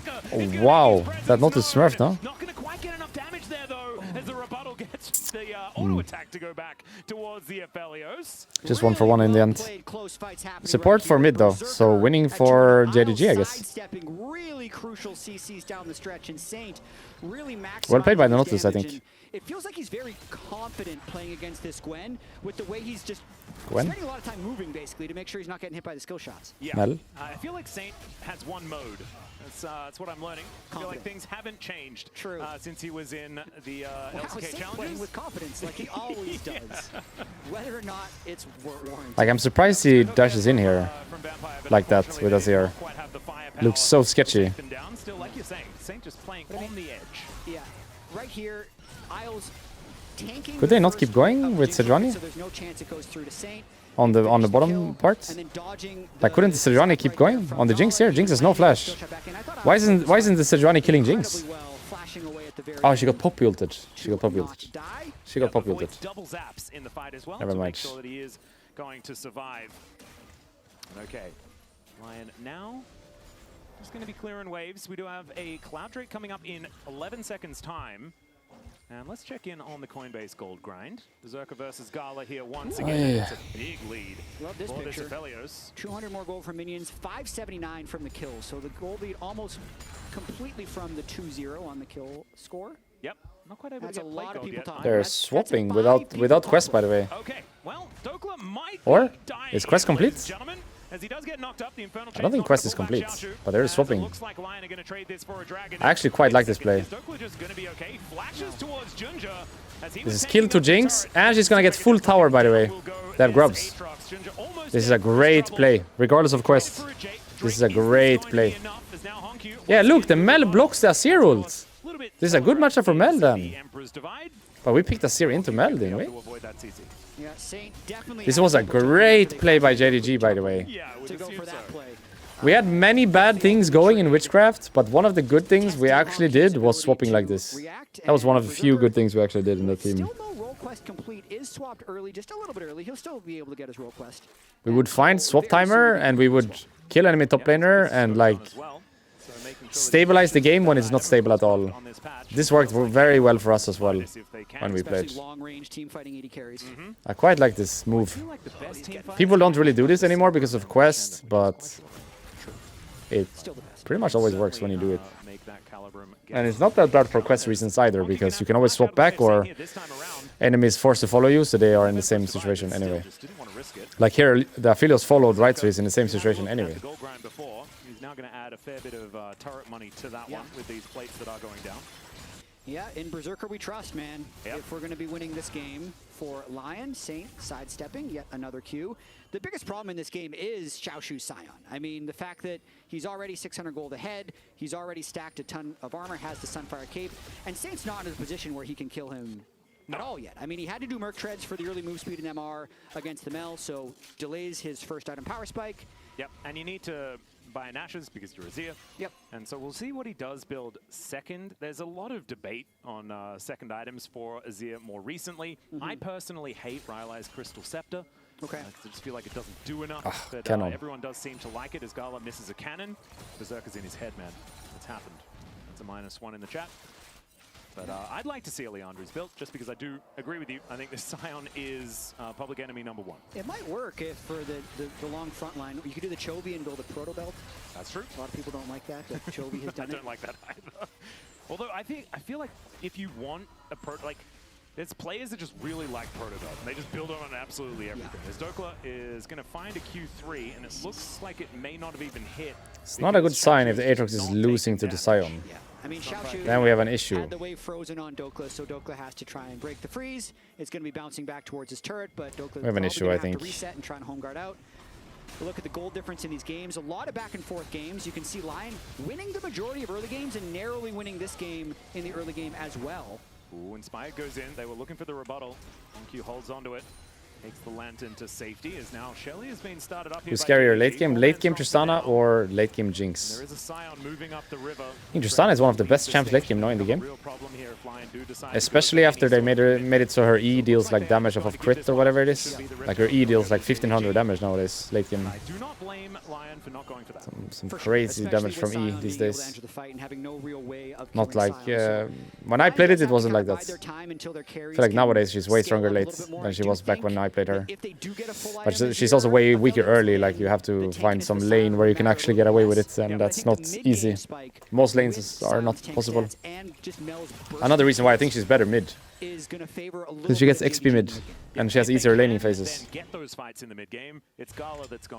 Like I don't have a understanding of when I should be picking it bot. And keep in mind, I like that champ and I'm good at that champ, but I just don't know when to pick it bot. Because most lanes to me just seem unplayable. But if I was a mid laner, I'd definitely consider it. A bit of a tangent, but many lanes you can play it, and you have more XP, so scale faster. I know he talked about drafting in triangles and squares. We did talk about shapes a lot. But the other thing that I really liked about that interview, it almost brought me back to really early League of Legends when I was playing, when he's saying like, oh, what is the strongest way to play? Is it through bot lane? Actually, no, the globals countered us. Like, there's certain basics about League of Legends that are just always true. And I feel like Tabe hasn't forgotten those things, even though he's been a coach for so long, as we see. No flash, by the way. With no flash getting engaged on. Well, there's the Arctic Assault flash, and the hook is going to come through just Aatrox after got the it. rebuttal wears off. Beautiful timing there from Miles, and down will go Honkyu, and Dokla getting some much-needed money in this game. Yeah, really important for him to flank the sides of team fights, because the Aatrox can actually be a big threat to the Jinx and the Mel if they're able to get through the Scion at some point. So pretty crucial that they're able to get that kill. Now they have the Azir laning up against the Scion with their current lane. Yeah, pretty boring so far, but keep in mind it's like elimination game, right? There's a lot of nerves for sure. For sure. He's in flow state at the moment. He certainly is. He's playing an incredible series. Ios is locked in. Every game up until this game was not a game that loses you the tournament potentially, but now we have a game that potentially loses you the tournament, right? 0-0, 1-0, 1-1. Neither game after that will lose you the tournament. But now we're in 2-1, so it can happen after this game. Probably a lot of nerfs in this game. Lyon would like to be able to take this one, but they don't really need to. Double Dragon was already secured by them, as Rift Herald is going to be on their mind instead, as the hook is going to connect onto Isles this time around. The box does go down there as well, as he does have the Aftershock to keep himself alive, and it keeps himself alive the entire time. Berserker looking to chase down the rest of JDG after they wasted Yo, he's so smurfing. much. Let him cook, let him cook. Kill this Nautilus, and Yo, he's smurfing. to survive. Woo, Berserker goes to push him back. That, I think, could have been a one fight for Lyon if Inspired's ultimate was just a little bit closer. It blew up for the slow, but didn't actually land a stun onto anyone. So Drake over to JDG. I do think Lyon was just going to take the wave and not want to opt into a fight where Scion could arrive, or they could fight the mid-game Mel, because that's how they actually lose the game. Well, Honkyu here towards his bottom side is continuing to push things in towards Dokla. And as far as the gold is concerned, 700, 800 is the lead that Lyon does have. Has flash. Now Dokla chasing after TP Honkyu. behind. He doesn't have a lot of buttons left available. Finds the Q there. Second Q comes on forward. No reflect as well. Is going to make But his he's getting way, marked by Judge Poppy. It's not should be possible. able to catch him there as well. And now is it him that's on the wrong position on the map? But of course, This is Isles pretty is gonna bad be because there. now Sion is going to get top, and I'm not sure if they can get bot, so it's just losing. It's going to be Dokla going back home though. So they have They're going to have to get bot here. Yep, I think they Otherwise, it's just losing. Scion never had to leave top. They gonna burned lose the their teleport. token? They've lost the token. Oh, no. Well, they spent their token. The token was the teleport. Got it. So now the token goes over to JDG, also known as it's now JDG's turn. And now I'm imagining it like tempo. a talking stick. You know, like when you have the group meetings and you have to hand the stick over and it's like your turn to avoid people. Deny the cannon. It could work. I mean, this is how brainstorming works. Eventually we'll arrive on something that is simpler, maybe calling it tempo, but we're not there yet. We need to do the In Berserker, we trust. We're iterating. As Vampire is going to be playing them back. Does land the hook there. This Sion ult is going to hurt. As well as who gets thrown into the enemy team. The train Notice just is one. drives past them as Dokla thankfully avoids getting knocked up by that one. Somehow Isles is still alive and wants to continue fighting as Berserker with Crescendum Calibrum is pretty scary from long range. But now Sears out from Poppy ult. Maybe can't. Nice damage from the Aphelios. Berserker is smurfing a bit. I feel like. Right now doesn't quite have the items that he wants, but still. Haven't seen him with a bad weapon combo either. Like his rotation of the weapons seems to be good. So far this game, he hasn't ended up in an awkward weapon rotation, it seems, yet. On the side of JDG, as we're seeing in these fights, even Sion ulting in. I don't really use blue-green myself much, but I don't think it's bad. Doesn't mean they can really do anything. The Mel CC, short duration, the Thresh hooks, hard to land, also short duration, so it's going to be a little bit difficult for JDG to stick online in team fights. I feel like it's Junja or bust, right? He has to like flash in and get the heroic charge to really lock them down. But that is very hard commitment to make that one happen. Of course, you can just throw out death sentences over and over and see what sticks. True. But it hasn't really been sticking with this live Nautilus on the other side. Berserker's in front of everything. Berserker's in his comfort zone for sure. 1.1 thousand gold ahead of Gala. True. Once again, but incredible scaling on the Aphelios. And because of the kind of lack of hard engage, not having a Thresh or a Lulu, currently not looking like a massive concern. As long as they have a way of As long as Lyon has a way of pushing Hongq kind of outside of the fights, that's the only big thing that's going to stop Berserker from being able to hit, is having to dodge and worry about those mage skill shots. Well, Berserker's going to have to worry about the Vampire possibly getting on top of him. Does have to stop that back. I have a decent feeling about this game, but it's just like so much easier for enemy team to play later, no? Like Sion is just gonna be a beefy boy. I feel like Mel and Jinx have an easier time being useful than Azir and Aphelios. Thresh is gonna be more useful than Nautilus at some point. Poppy can just press W and ult. I don't know. Seems like it's not that they're getting outscaled, but it's gonna be like more tricky to make it happen compared to enemy team. This seems easier for enemy team. Kind of similar comps, but just easier to pull off. The Baron's gone, and the game is probably decided on that play. Since these like we're gonna need a big flank from Aatrox, or some sick shuffle from Azir, or some crazy 200 years tech from the Aphelios. And enemy team is just like, I stand here, I hit this. Very, very, very basic. No Proto Belt, no Rylai's. The Leandries against tanks, marginally better. I like it a lot. Now JDG yeah, we're gonna need something special. The longer this game goes, I think.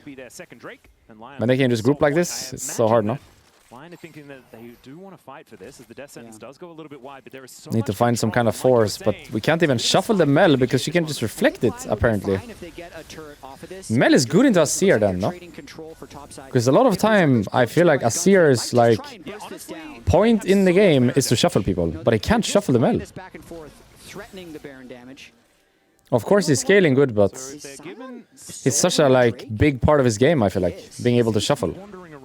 And he just can't do it. It's taking Xiaoshu quite a long time to kill this Drake, but maybe I have to give this. Can't face check. They're just face checking anyway, apparently. Alright. Well played by so hesitant. We should be top tier 1 now. If we're not contesting the Drake, should we not just be top tier 1? A very strange play here, no? We're either fighting this or we're not. And if we're not, let's take top tier 1 with our Azir? Question mark?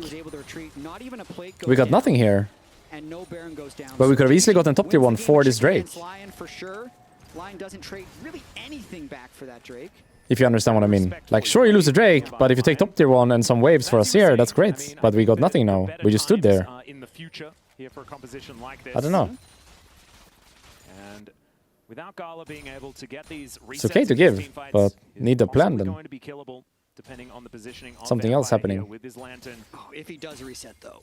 I mean, it's pretty doomed. Yeah, it's Pentakill City in a game like this. Berserker has been pretty good so far, this entire series. So he might be someone that Lyon fans can rely on. Right now, JDG does feel like they have control. I don't want to say tempo vibes again, but I believe they do have them. They have tempo, I agree. Inclined to say that. Lyon didn't use their token well, though, when JDG grouped in River for the Drake. I feel like they could have rushed Baron. Token. Maybe it is going to be a rush Baron angle. It can be at some point. I mean, with the Azir Aphelios, they kill it incredibly quickly once Berserker has the right guns. That's something that JDG is going to have to worry about this whole time. If they're going to rush Baron, it would be on the next Drake. Okay. But I don't even know if that play is worth it in Modern League with how Baron gold was half this season. Yeah. I've just not seen big-time Baron power plays, and I think the soul point is going to be more valuable in this game. For sure. Drake is more important than Baron. That's 2026 League of Legends in a nutshell. Drake over everything, no matter what. And I feel like Berserker has been out on the map for quite some time as well. Baron not that important, grubs are useless. That's just 2026 League of Legends in a nutshell. Scoreboard tells us he has 1,000 more gold. Drake So or nothing. 1,000 gold in his inventory. I feel like he should be 1,000 gold ahead. Right, Saint clears out this top wave. Or cross map, that's fine. Let's see how he uses Like low key, better to just take top waves and top tier 1 than flip a Baron for the Drake. Yeah, there we go. Baron is not even worth it. Gives him his reset. Now you've got And it's hard to do turn. He's gonna push that one out. most of the time. It does mean that things have slowed down. It's still -1. gold lead for Lyon, but I'm looking at these Hextech Dragons and Quadra Hextech Soul. No. Yeah. I will say, not fun. data point. I do like data points. Poppy's ult will decide the game. This Jinx can carry a fight so hard with his frontline too, Monka. Once Aphelios have LDR, it's GG. Oh, not this is dead. He didn't buffer his hook. He's just not dying, he's very tanky. Oh no. No, we lose the game here. We lose the game here. Gotta run, gotta run. With infinity health, what the heck is that health bar as he wanders towards what? Berserker flashes in? I'm not sure about that one as there is a flash forward from Dokla, does manage to shut down Gala right there. And now goes Inspired. Playable? Aatrox! Aatrox! Kill them all! Not there. And in fact on both sides, I can't. kind of missing outside of Dokla. That ended up being a 2 for 1. At least no Baron for enemy. Ah, that Azir flash ult was not it, no. And the flash Aphelios was also not it. Both Saints and Berserker saw their hero moment, and it was not, in fact, their moment. But Dokla saves it by getting the execute on Gala. That means the damage kind of ran out for JDG there.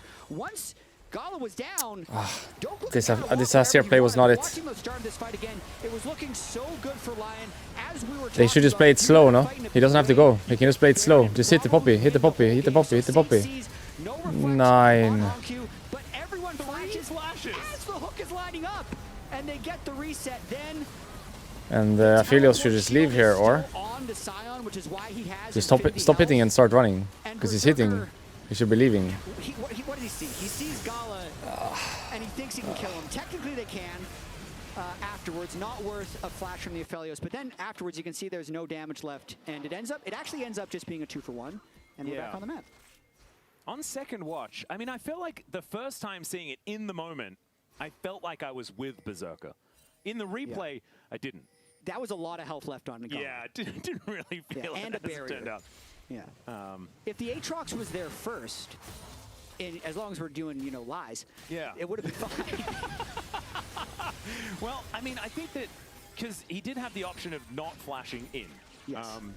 The out option was there. I do think, though, if they don't kill Gala, they probably lose Baron. Yeah. I don't think they can contest it without the Azir. We are just doing Baron? The flash doesn't work Sure? if that doesn't happen, but they're on a ward. They don't realize that the Baron is It's very going to be fast. very They're awkward trying to trade the once soul you for can't do this. this anymore. I think they get it if they commit, I mean, they're it's Soul scared Point. It's not even the They're Soul. scared off by the Scion ult, though. They're going to be on Soul Point anyway, and they're not going to trade it. Oh, dear. It is Yeah, it's so awkward now when you don't do it. I don't like it. Yeah, so Lyon that lose is just Soul Point going on over to JDG. And Lyon, unfortunately, Now it's so awkward. Look at the positioning now. We're open in mid. Yeah. We're getting a top tier 1, but it's open mid. Completely open. It's so awkward. Once you start that Baron, you don't get it. It's like that G2 game earlier. Same situation. Oh no. We're angry now. We're just angry now. We're just so angry now. And we're losing the game. That's game. GG. He does have the Lord Doms, and Moonlight Vigil is going to connect. The rebuttal throws it back, Man, he has that up every time he needs it, and now the Scion goes in one more time. Super Mega Death Rocket not even needed as Berserker is dead, and JDG, they'll find the Baron right there after they win the team fight. Just a sequence of positive plays by JDG and head scratchers by Lyon. They've taken the top turret, they lost the standoff at Seoul, and then they lose this fight in a big that's way. It. Sucks. So Saint has ultimate here. When he swooped in, I thought he was going to flip Vampire back. Decides not to. And then they all kind of chase into the turret. Dokla ends up dying. I thought they were just going to kill the flashless Thresh. Yeah. When they don't do that, it goes from bad to worse as Saint falls to the Mel. And then Berserker with no flash in the river can just get run down by the that must have been like perfect timing on the rebuttal. The rebuttal cooldown is massive. Really well played. And I think right as it came back up again, Honkyu has the perfect angle to find another one. Dokla, you can see, not exactly psyched about it. And the Baron over to JDG here.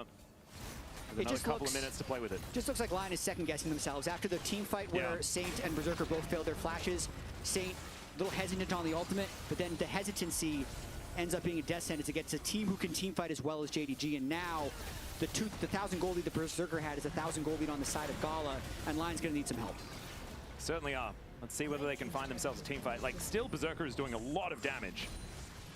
3.5 items is certainly a big deal, but everything went right in that last team fight. There is the Glacial Prison to come on down, but Xiaoshu is even going to get Mikhail's actually to get on out of that one, but I don't think it really did and damage, if I was counting.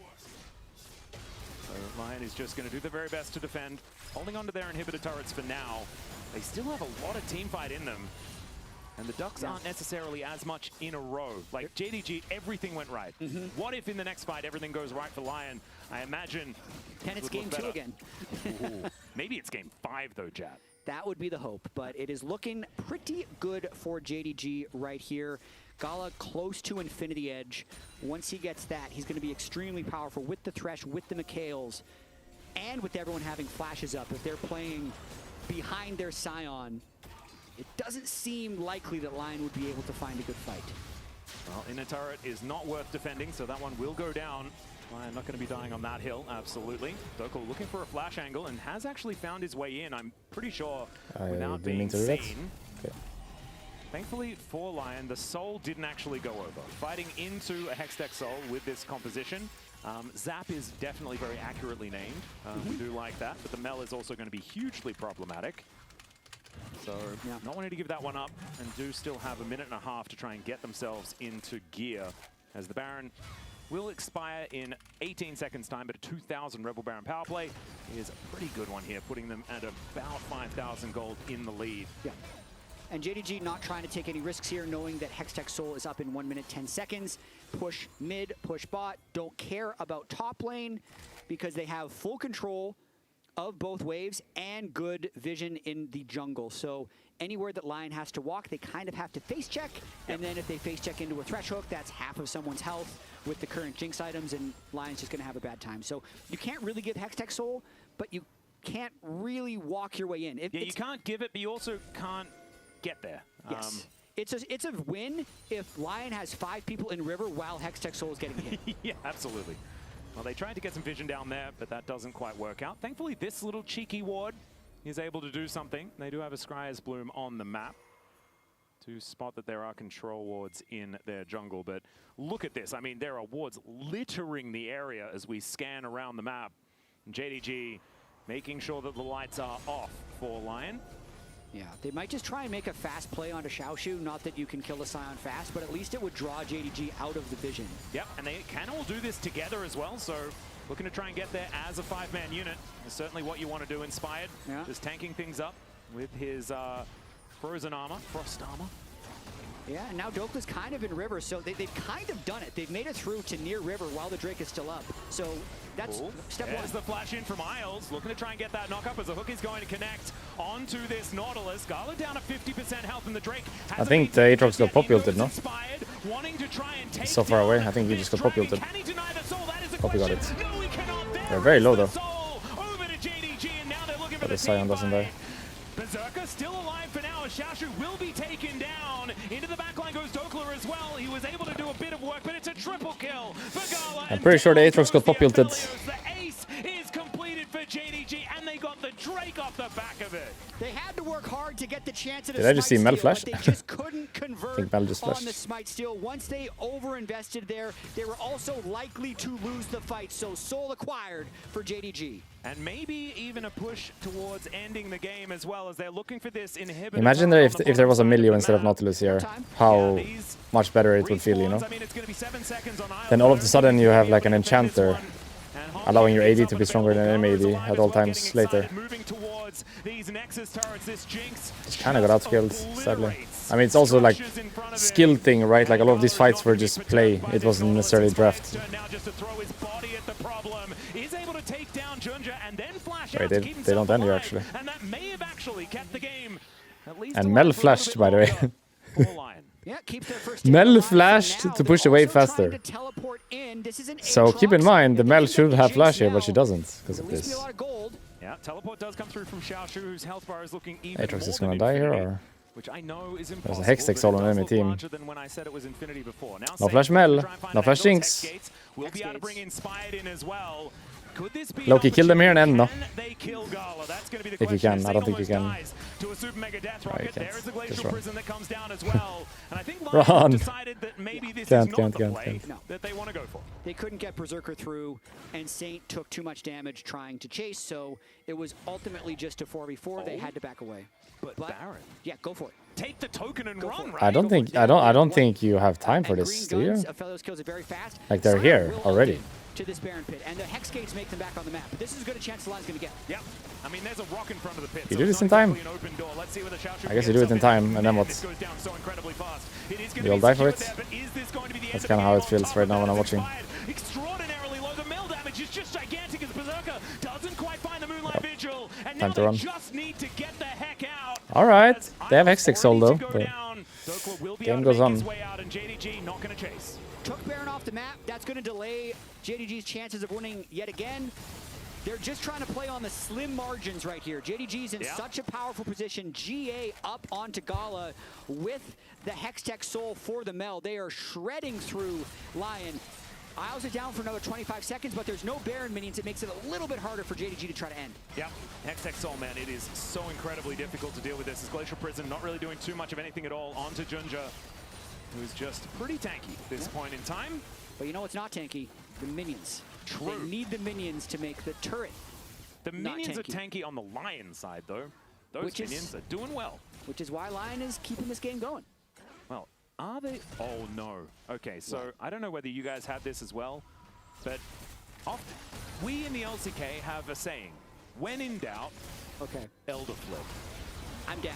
If they can get to the Elder, flip it. Right? Because that's going to be the struggle like it was with the Soul. Watching this fight one more time, Isles kind of sacrifices himself to not let anybody through. Berserker and Saint nearly took down Junja, but he was able to sidestep the ultimate, and then everyone just has to run. There's always a chance of a comeback. But I just want a chance to say this, since this is possibly the last game we're going to see for Lion. I think they played these early games very well. smart by the Jinx not to take that red, no? She already got red, so she saves that red for later. Smart, no? If they lose 3-1, but that would be I was wondering why he wasn't killing it, but he already has red, so he just saves it for later. We're in their hands. Clever. Yeah. Which is a privilege against top LPL and LCK teams that they're playing against here. So I think that it's going to make it better and worse at the same time. It's gonna make it because hurt all more. of these games were winnable. but the fact that they had Yeah. the ability to win with slightly better play in the mid and late game could be encouraging for Lion as they move forward to the rest of the year. If they lose this game. Yeah, and if they make sure that they... How do you even win at this point? 4 Hextech Drakes, Hextech Soul, position on the Elder, 4,000 gold, Baron basically nothing. At 40 is minutes into not the on the game, map gold to is not going trade, matter. like- This Hextech health bar Soul. is going to be the you problem. just have to And fight the Hextech Elder. Soul There's not and no the fact that trade, they no have nothing. full control of this Elder Dragon area. I guess at least they took the Baron from enemy, right? So At that's least. 6,000 health on the side. And it's only going to get worse. Yep. Or better. Damaged Champions is looking pretty good here for Gala, but you can see Berserker is right behind him. Not a massive amount here for Saint. Does now have the Rabadon's Death Cap completed. This is full damage Azir. Yeah. I would have personally liked Azonya's to be fit in there at some point, but if he finds an angle for an Emperor's Divide, he could just kind of win the game off the back of it. I kind of want him to not use that ability. I think he needs to focus on killing kind of what's in front of him. If he ever swoops in, since he's such a high percentage of the damage, he's like two-shot by anyone who's in range of him. That is a good point.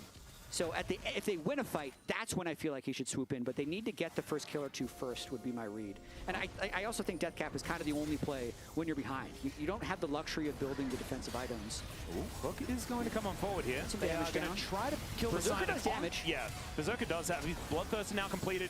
He does a lot of damage. Xiaoshu might need to be teleporting back into this fight. Does want to do so to get that big old shield anyway. Yeah. As Dokla wants to deny it. And it's very dark on that portion of the map. Elder Flip, 4 seconds. Hook going to connect onto Inspired, but Inspired is not too worried about it. Dokla's still just biding his time, wants as much information as possible. Yeah, he's trying to find the Scion. He was unable to, so Scion's going to be able to teleport back with the Giga Shield. But when in doubt, they're hitting Elder. Kind Just of hit insane, though, at this point in time, as he's finally I don't know. Poppy will cancel, actually. But Saint is hooked. 50-50? Poppy got it. Of course, Poppy got it. Of course. I mean, Mel is ending anyway, to be fair. Mel is just ending anyway. Doesn't matter. Dragon's Wrath is going to come down onto Lyon and will take away their opportunities here at first stand. JDG, they have a date with BLG, and they're looking to lock it in right now as Honkyu teleports to the enemy base. Dokla trying to hold it off for as long as possible, but it is fighting against the impossible as JDG have 4 in the base. Oh man, I do love the idea though. They went for the flip. Unfortunately, Junjer is able to lock that one down yet again, and JDG will pick up the 3-1 victory. So we got JDG versus BLG, and we got G2 versus Genji tomorrow. So it should be 2 pretty good games tomorrow. I'm heavily favoring BLG in the JDG game though. And obviously hoping for G2 in the other one, but yeah. Not the easiest, for sure.